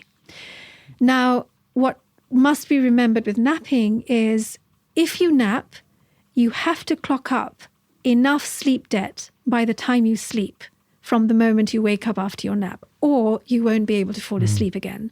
So if you imagine not being active at all in the evening, not doing any work, then napping can interfere with your ability to sleep. But if you're doing intense mental work or physical work, then a nap to break that work session can bring nothing but benefits. Yeah. So basically, let's just rewind a second. you've said a couple of times during this conversation that, on average, we can keep focused attention for around 90 minutes or so. And, there's a lot on it in your book in terms of where that research has come from and et cetera, right? So a good practice is every 90 minutes or so, we should take some kind of break. Now, before we get to napping, let's just go to that break. Does it matter what you do in that break? So, for example, you've been on your computer, you're trying to solve a problem or write a proposal, whatever it might be. And then 90 minutes in, your alarm goes off. You go, oh, yeah, I read Hyper Efficient from Mrs. Storoni, and I remember I must take a break now. If you then go and have hyper-stimulating content on Instagram, what does that do to our brains and our minds compared to 5 minutes where you just walk to the coffee shop, or you just walk around a green space near your office or in your garden, right? Is there a different impact in terms of how much rest you're getting? Yes. So if you have been doing intense work, focused work, difficult work, then when you reach your 90 to 100 minute endpoint, you need to go back into gear 1. Because in gear 1, your brain rejuvenates itself. Okay, so you're in gear 2 when you're working. Gear 2 when you're working. In order to rest, you've got to get back into gear 1. Correct. Okay. And you can go back into gear 1 if you are not focusing on something intensely. And by definition, if you're scrolling on Instagram, or you're really riled by something you read on X, then you are not in gear 1. So you're not giving your mind the opportunity to refresh itself. So you're taking a break from your work, but it's not necessarily rejuvenating you, whereby you can get back to that same level after 5, 10, 15 minutes, whatever it might be. Correct. So it's sort of, you can feel it. If you don't have technology and you're working really hard, it actually feels mentally kind of soothing to just have quiet nature around you, where you sort of you can feel it in your body as well. You can feel rejuvenated. Now, there's an important caveat. And the caveat is, if the work you are doing is mentally or emotionally distressing or emotionally involving, then the moment you leave your work, you might not be able to switch off. So you have left your office, but your mind hasn't left the office. All right? Okay. So your body might be resting, but your mind isn't. This is a very common scenario, I would imagine. Very common scenario. So if that happens, you have to add a little something into your break. You still need to get into that relaxed gear 1 state, but the first thing you need to do is to unplug your focus, your attention, which is glued really tightly into what you were just doing. Now, in that context, actually looking at something on Instagram or Facebook, as long as it's not emotionally distressing, whether through happiness or sadness. So it doesn't matter whether it's positive or negative. It shouldn't be too distressing. As long as you do something engaging to distract yourself and momentarily forget about what you are working on, but do that for a really short period of time, enough to forget what you are working on, and then go into an environment where your mind does no work. Yeah. I love that. I also love there's a few charts throughout the book and how you can up-regulate and down-regulate. So, for example, how might a breathwork practice help you in this sort of setting? Yes. So one of my favorite researchers on this is Mara Martha from California.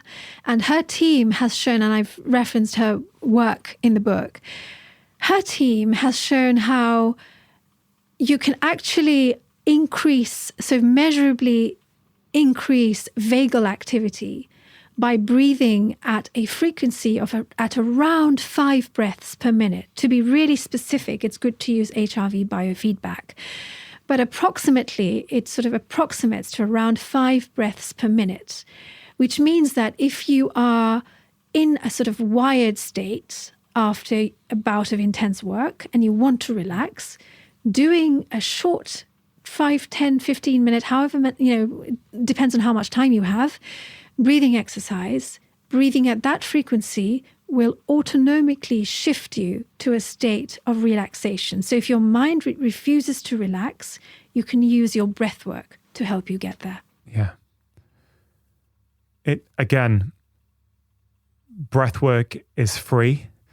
It doesn't require you to look at a device necessarily unless you're using something to guide you. I guess the point I'm trying to make is this idea that we can shift ourselves from gear 1 to gear 2 and back down from gear 2 to gear 1 without being overly reliant on devices, on technology. I think it's a good thing. I think there's real resilience in ourselves if we know how to upregulate and downregulate ourselves. And I think breathwork's just a fantastic tool. You mentioned HRV biofeedback. Many people won't know what that means. Could you sort of give us a brief overview of what that is? So to really emphasize this, you don't need to do this, but... you mean you don't need the HRV biofeedback to do a good breathwork practice? To do a good breathwork practice. Yeah. Breathing roughly at around 5 breaths per minute, where your exhalations are longer than the inhalations, will get you there. I mention HRV biofeedback because that's a way many people have Apple phones which measure HRV, or they have the Oura Ring and so on.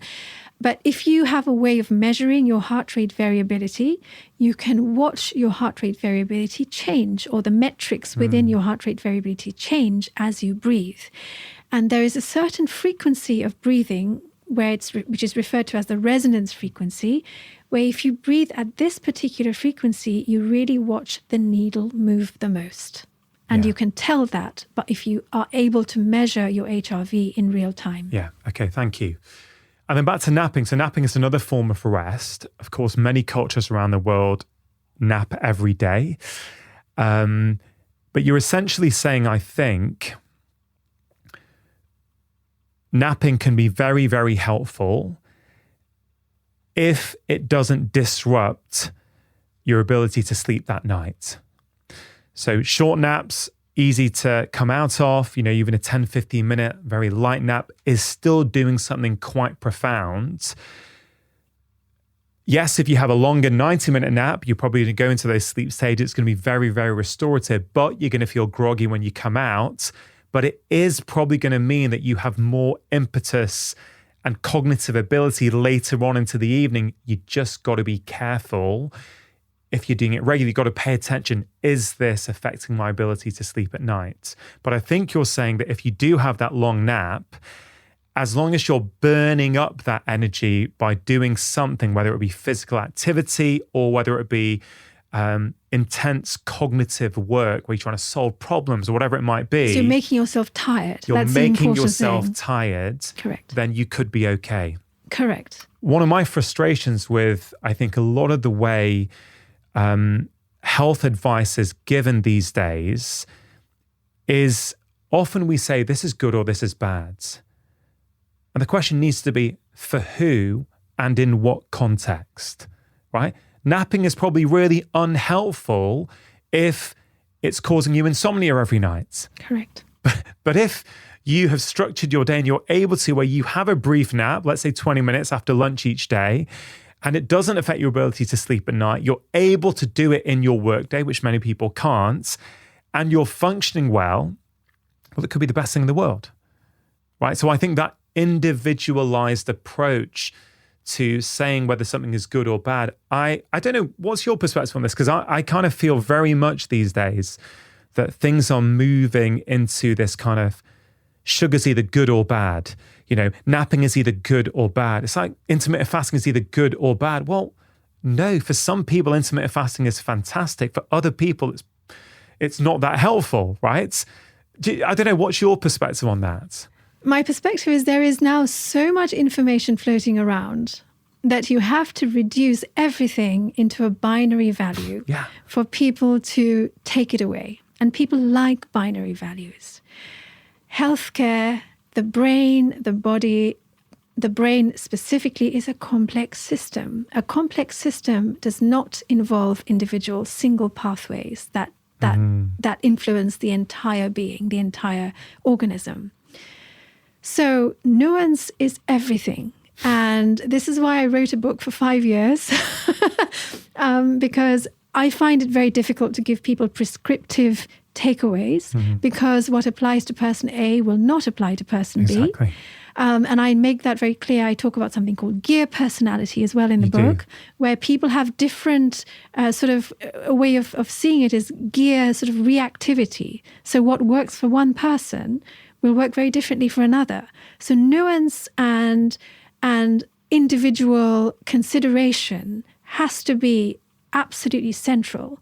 And prescriptive binary rules just do not work, and they should not be adopted. How does exercise influence our ability to shift through these gears? So let's take a very simplistic view of this.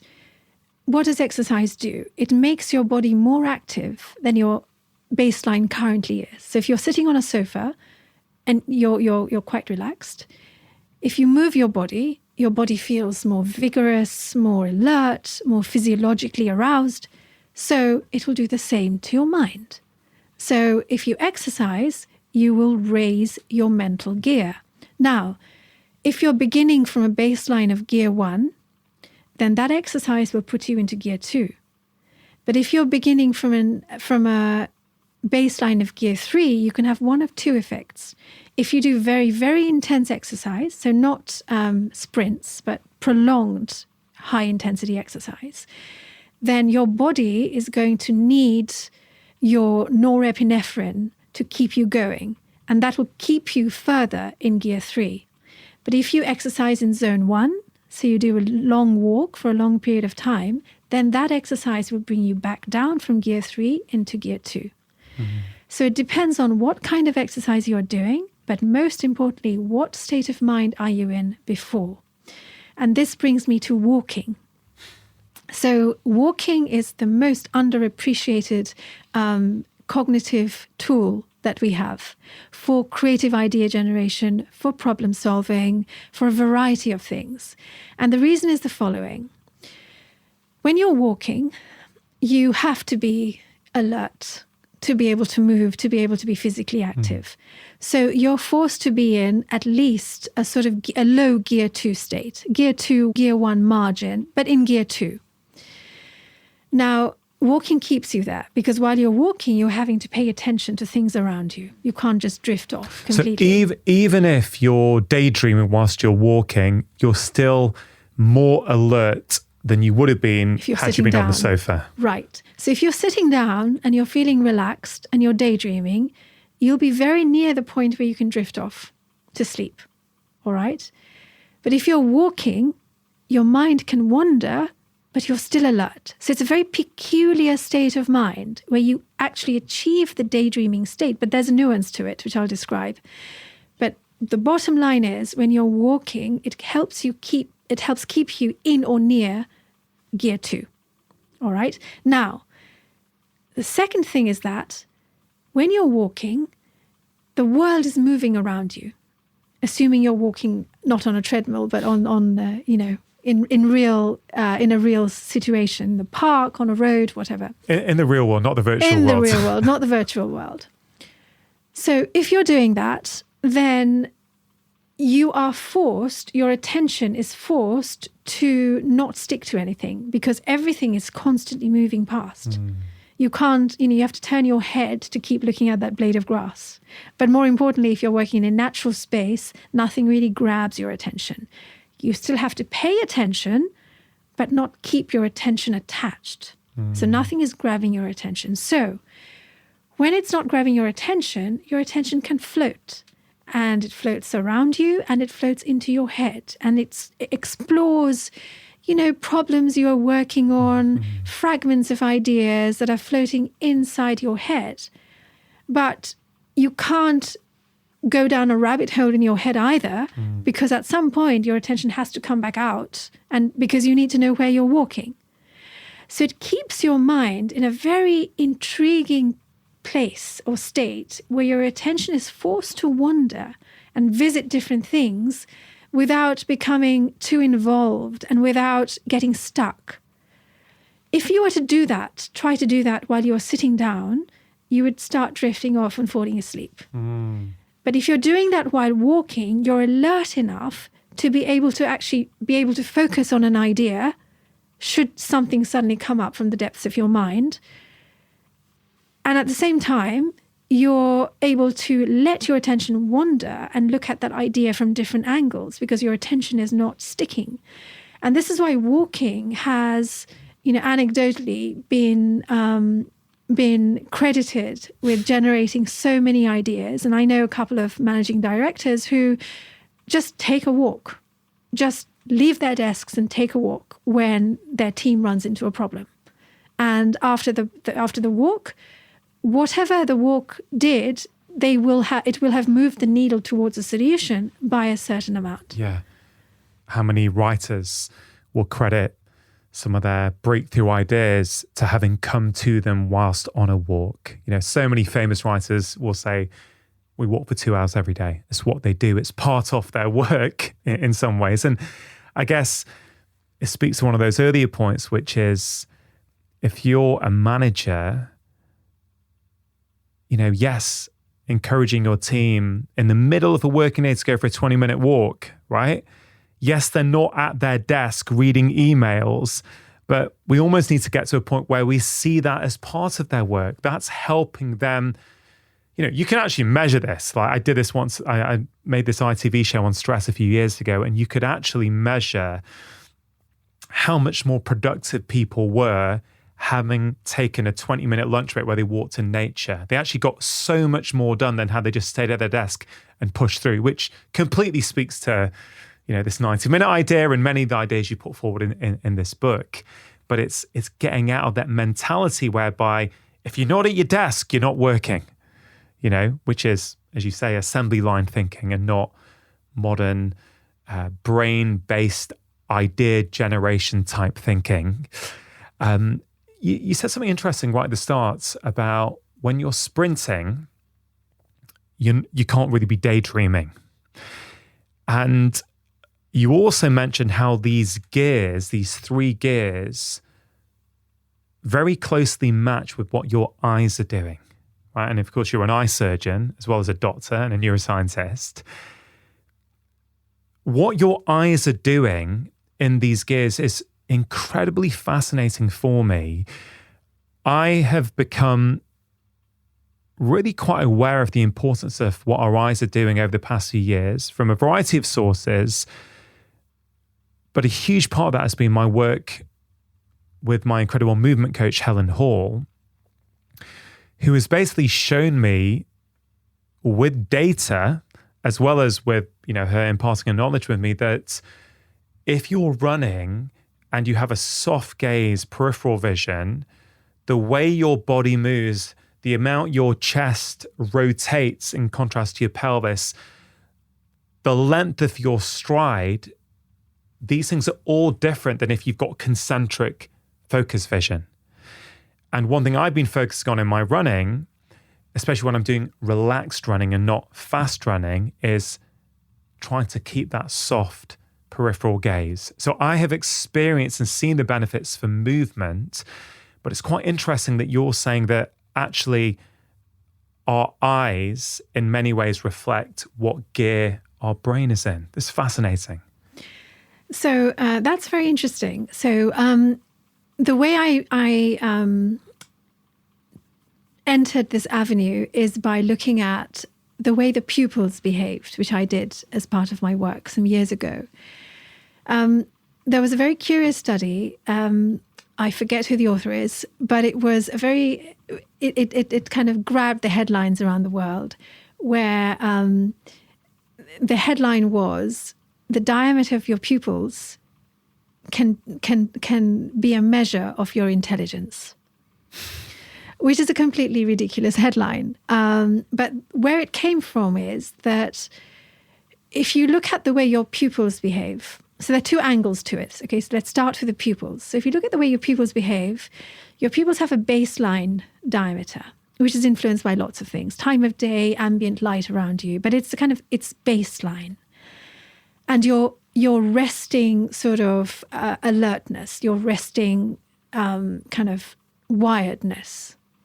And then your pupils also react to situations. So they grow wider with surprise, which we all know. And the extent to which they do that reflect what's going on to a degree, not entirely, in this blue dot, which is the basis, roughly, of my gear 1, 2, and 3 metaphor. So when you're in gear 2, your pupils behave in a very distinct way. And one of the ways that you can kind of tie it together is the more effort you're applying when you're doing something, so the harder your math problem is, for instance, the more your pupils will dilate. And that's a way of measuring cognitive effort in a laboratory.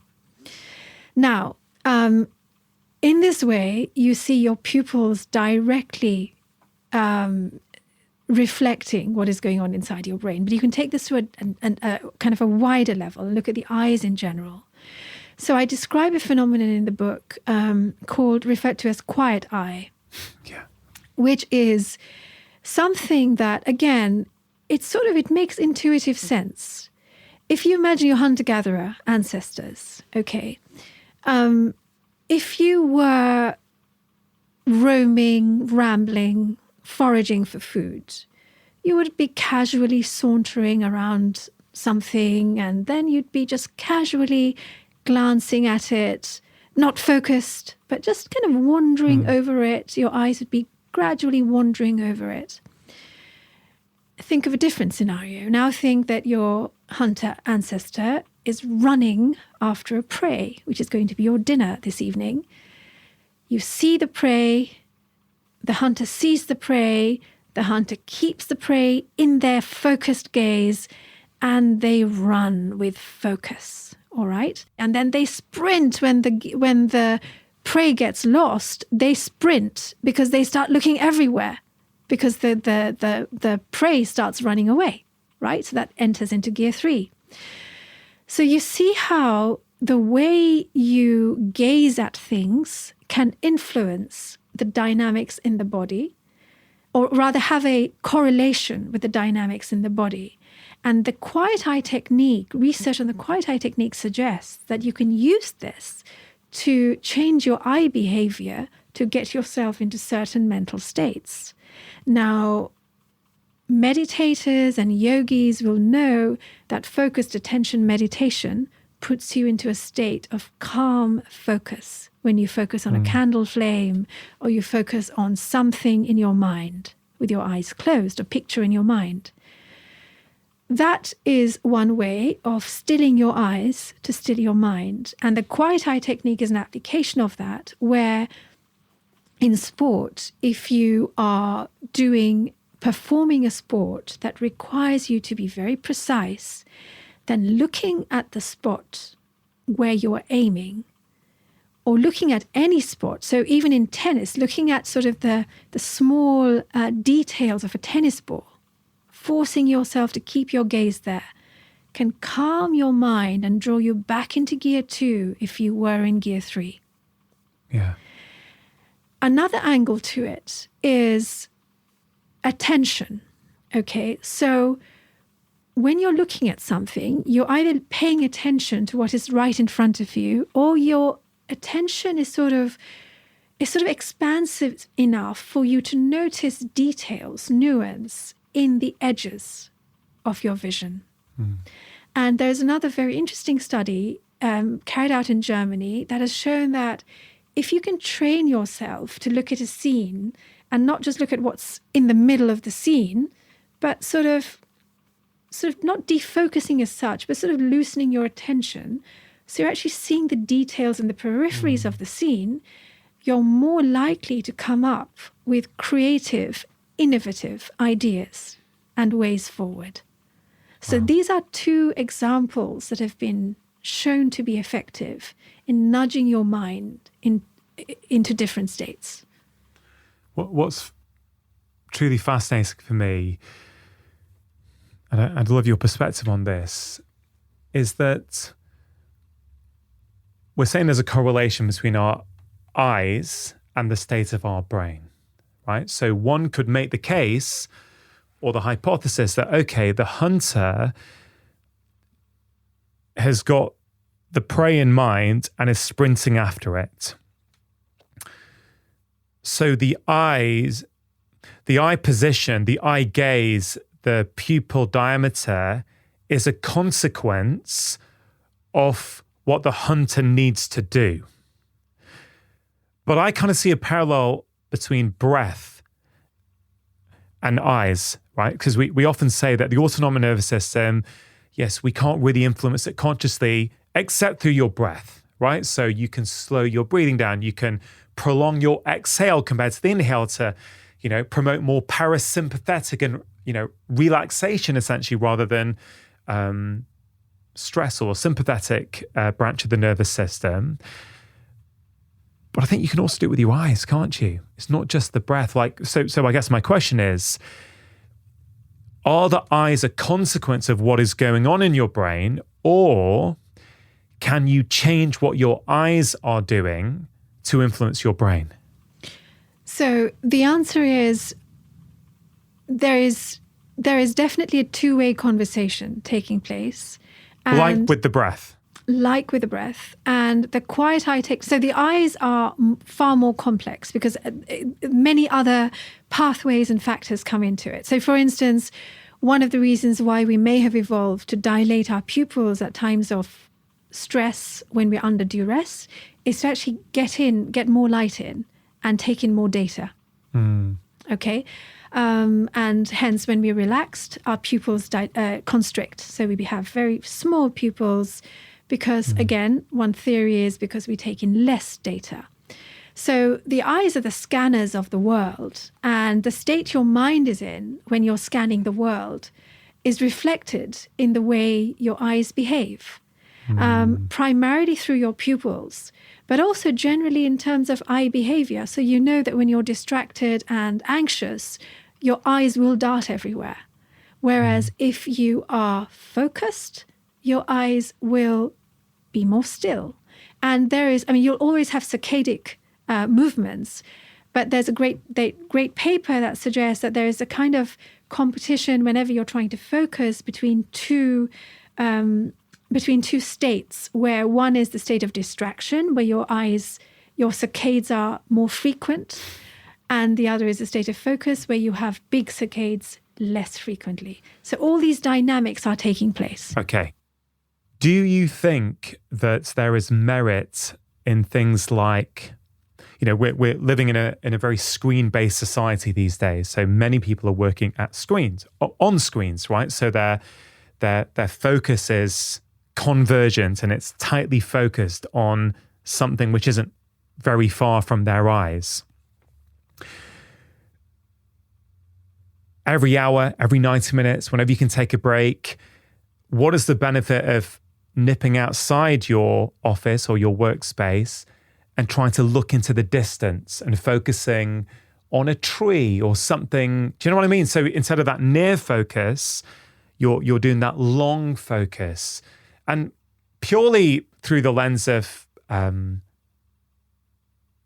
like a muscle workout, right? And you're an eye surgeon, so I think it's a reasonable question that you may have some insight on. What is it doing to us to be on these screens all the time in terms of that tight, concentric focus on the screen? Is there merit of each day making sure you have some distant vision? So there are two sides to this. So from the point of ophthalmology, of course, you're changing the dynamics of your lens. So it's interesting you just said through the lens of... I was going to add through the lens of your lens. So, of course, it's very, very, it's helpful because you're not constantly in near gaze. You're also switching into distance gaze. And, there are certain exercises that optometrists can recommend, like pen push-ups, which try to achieve a similar sort of idea. But I think it's also very relevant for work, right? Because when you're looking at a screen in front of you and you're focusing on something that's bright, that's engaging your attention or trapping your attention is fixed. So you're not letting it wander. So if you're doing something that's simply reading and using low-level cognitive skills, fine. But if you're solving a problem, if you're writing something really exciting, you're not going to be able to come up with that without removing, unplugging your focus and letting your attention wander. And the best environment to be able to do that is in nature. Yeah. It's fascinating. We, as a family, went to Kenya this summer, and we did something I've never done before, which is go on safari. And the guide we had was from the Maasai tribe. And his vision was utterly incredible. There were times when we'd stop and he would spot things like so far away. Say, oh, there's a giraffe head in those trees there. Can you see it? I'm looking, I'm like, I can't see a thing. Now that could just be his vision's better than mine.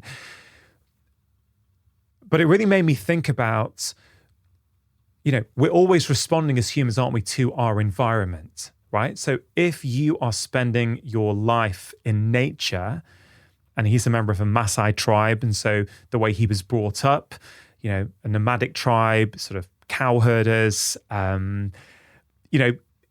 you need to have good, far-sighted vision, right? So you could argue you're adapting to that. That is something you need. Whereas if you're growing up in a Western urbanized environment and your parents heavily prioritize academia like many Asian parents do, then, you're spending a lot of time in books, on screens with this kind of near vision.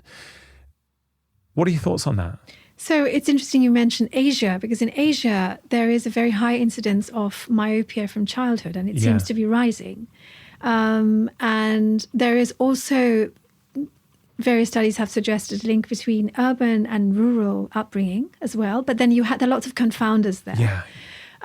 So it is difficult to say, but there is no doubt that adaptation plays a role. So if you are in an environment, and for generations you have been, where you're looking in the distance, and you benefit more from looking in the distance than you do looking near, especially from childhood, then that without a doubt will have consequences. But in Asia, definitely in urban Asia, there is, if you read the ophthalmology journals, there are increasing numbers of reports that question what the reason is. Yeah. I mean, there are lots of theories for it. So in Japan, they're also looking at something called glasses that let in violet light, because violet light acts as a stimulant, according to this particular theory, for the eyeball to grow appropriately. It kind of prevents children from developing myopia.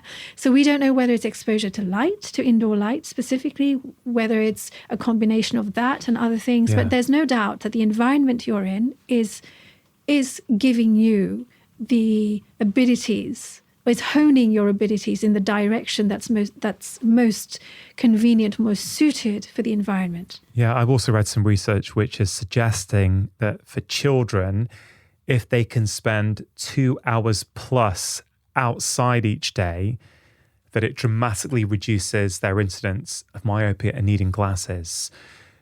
Again, I can't comment on the veracity of that research and what the confounders may have been in that, but I've certainly heard and read studies like that, which kind of makes sense. It makes intuitive sense as well. Again, coming back to the idea of assembly lines and the knowledge work, where we make the hands work, we let the head fall asleep, then we make the head work, we let the body fall asleep. This has consequences on the way we function. And our vision is one element of that. Yeah. There's so much more in that book we could cover. I definitely want to ask you about the Blue Zones. I know that you're friends with Dan Buettner. I know you were invited to go out, I think, to Sardinia to help them with their Netflix series. I'm fascinated by Blue Zones, so I'd love to ask you, what was that experience like, and what were some of the things that surprised you? So, yes, I was involved with the Sardinia segment of the Live 200 series on Netflix.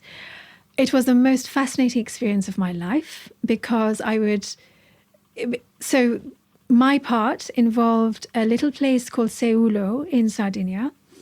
And I've never visited anywhere like it before in my life. It's a little town of around about 800 inhabitants.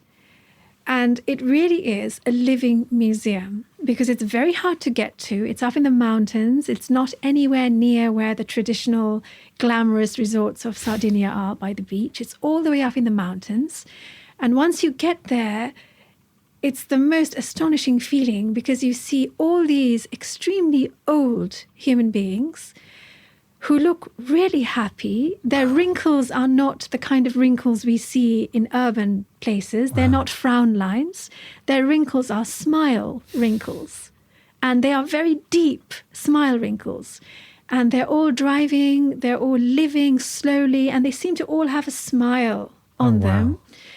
And it's also very clear that age and wisdom are deeply respected there. So I think the biggest lesson that I've learned from Dan Buettner's work on the Blue Zones and visiting Seulo and Sardinia is how, and I suppose it kind of comes into this productivity, quality, quantity equation, is how we have engineered a world where things that we can pay for are the things that we value. Things that we produce and things that we can sell are the things that we value. And we forget the tremendous value of things like human wisdom, which is intricately tied to human age. So as a little anecdote, I met a young man there, who was saying how he goes to the bar to watch football matches with his mates, but if there's an old person there, someone who looks like he's above 80, they would much rather forget the football and listen to stories. Wow. So elderly people walk into the bar full of these, young, energetic young men, keen to, watch the score. But as soon as an elderly person comes in, that person has far more value than how many goals your team has. Wow. And that feeling is infused at every corner. And I think that's what makes that place so incredibly special, because there was nothing of, financial value there, but you could really feel, tangibly perceive the value of age and wisdom and the love they have for that. Oh, I just makes me light up inside hearing that. It's these unmeasurables that are so valuable, right? Correct. They're qualitative, and qualitative things are so much more difficult to measure than quantitative. I think another aspect of it is that one of the really important points about the Blue Zones is that life isn't easy. Life is incredibly hard in all of these Blue Zones.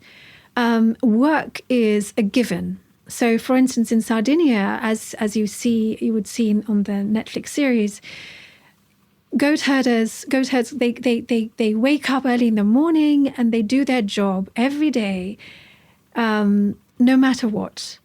And their work is grueling. It's tough to go up on the mountains, let alone when you're 100 years old. But there is this sort of undulation to the way they work. So they go up and they work. They go up, they wake up at 4 at dawn. They take their goats up at that early hour when most of us would feel very, uncomfortable rising from bed. But this is their life. And then once they come back down, they relax, they downshift, and they have a long period of relaxation. So they work at really high intensity and then they work at lower intensity. Yeah, that's one of the things I loved in your book, Mittu, is you mentioned the Blue Zones. And I've written about Blue Zones. I've read Dan's books. I've been fascinated by this concept of what is going on in these long-living communities. And there's a lot of debate about it for sure. There's many different factors. But you put forward in your latest book this idea that could it be the rhythmicity of their lives that this ebb and flow, this up and down, this up regulation and down regulation, could that be one of the key components that is leading to their long, happy and healthy lives? It's fascinating, isn't it? It's absolutely fascinating. And this is exactly true. And not just the ebbing and flowing, but the ebbing and flowing in tune with nature. So they rise when the sun rises. And they climb the mountain as the sun climbs the sky. And then they come back down. And in the period that I describe as the post-lunch dip, they take a nap. And then it's gentler, easier existence. Chatting with the neighbors, gossiping about neighbors, doing that in a very gentle, easy way. But then they also have to make their bread. They have to make cheese from the goat's milk. So they still work, but it's the intensity of work and the winding down. And by the time it's evening, they wind down too. And they go to bed early because they have a very early start the following morning. So everything, they also have a very controllable world. It's incredibly uncertain. So we can just pop to the supermarket to get some milk, but they use their goat's milk, right? So they actually have much more uncertainty, but in a strange way, because their life is simple and not complex, they know how everything works around them and they can manage that uncertainty. They have a sense of agency over the things around them. And I guess it's also, yes, mind and body alignment, but also there's a physicality to the work. Certainly from what you're describing, it's not mind-based work sitting at a screen, right? At least for these goat herders, where there is physical movements happening. Correct. So they have a silvopastoral way of life, which means that they really follow more or less the same sort of hunter-gatherer rhythms because they work with their mind while they work with their bodies. When their bodies stop working, by and large, their minds slow down too. So they work together. It's interesting. This, I know we've touched on it already, but it really is fascinating to think about this idea that because of computers, we can now in the evening be physically exhausted. So the body is exhausted, yet you're still firing off emails or trying to get back to your boss. So your mind is active. And yeah, if we take that big picture view, there's probably been very little occasion in the past where we've actually had that disassociation between mind and body. No wonder so many people are struggling with sleep, with happiness, with their well-being, with burnout. You know, on that very kind of primal level, how can you be well if your mind and body are in different places? And don't forget blue light. So your mind isn't just in a different place, it's in a different time. So your body thinks it's evening, but your mind thinks it doesn't really think because but there are signals coming in that's telling your mind, no, you have to be very, very alert. It's now peak afternoon, peak, late morning with the blue light intensity. So the light also plays a role. Was there anything else that surprised you in the blue zones? Maybe diet or things that they were eating or drinking, things that you weren't aware of before you went? I mean, every single blue zone has a very unique pattern of diet. Very, very unique pattern. And I think Dan Buettner's blue zone work summarizes what they have in common. So what they have in common is this idea of really making your own food, not having processed food, and by and large growing your own food wherever you can. But of course, every region has its little nuances. But we can't really factor that into the blue zones or into longevity per se. But, somewhere like Okinawa will be vastly different to somewhere like Sardinia.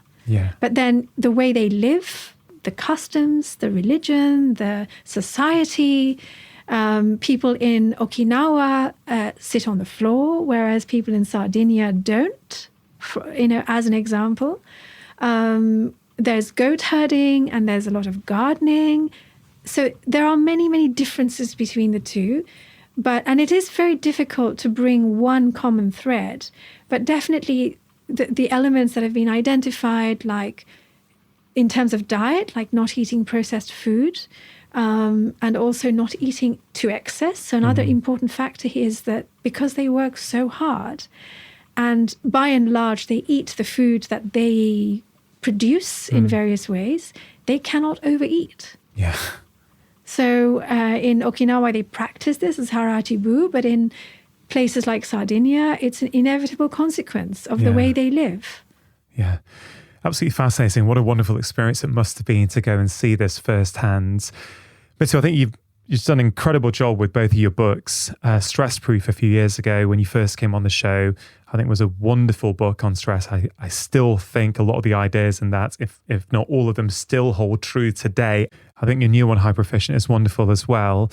To finish off this conversation then, you've covered such an important theme in this book, right? You're really basically saying the way we are working has not worked very well for a period of time, and it's certainly not going to work very well in the future as AI takes over a lot of these jobs and these low-grade tasks from humans.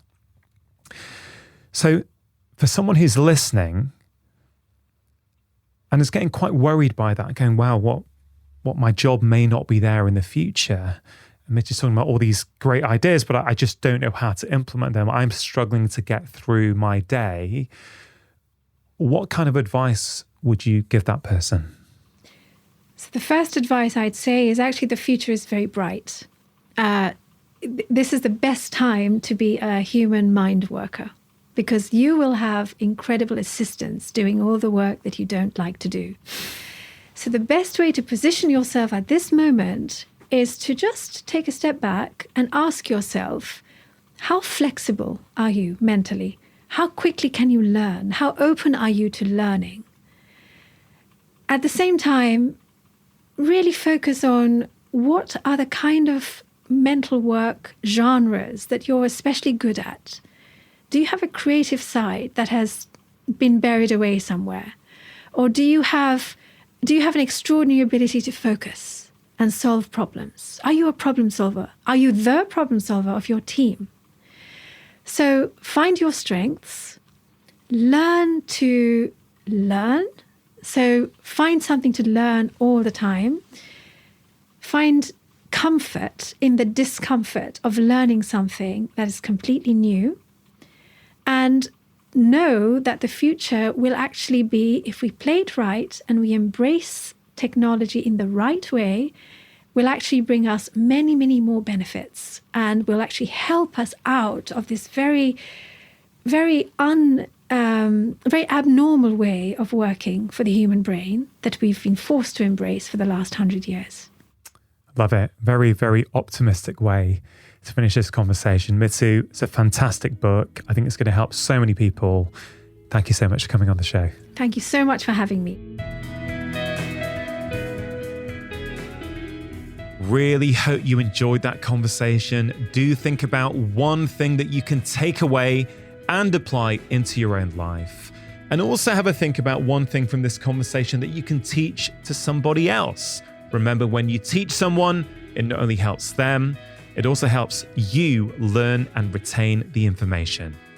Now, before you go, just wanted to let you know about Friday 5. It's my free weekly email containing 5 simple ideas to improve your health and happiness. In that email, I share exclusive insights that I do not share anywhere else, including health advice, how to manage your time better, interesting articles or videos that I've been consuming, and quotes that have caused me to stop and reflect. And I have to say, in a world of endless emails, it really is delightful that many of you tell me it is one of the only weekly emails that you actively look forward to receiving. So if that sounds like something you would like to receive each and every Friday, you can sign up for free at drchatterjee.com/Friday5.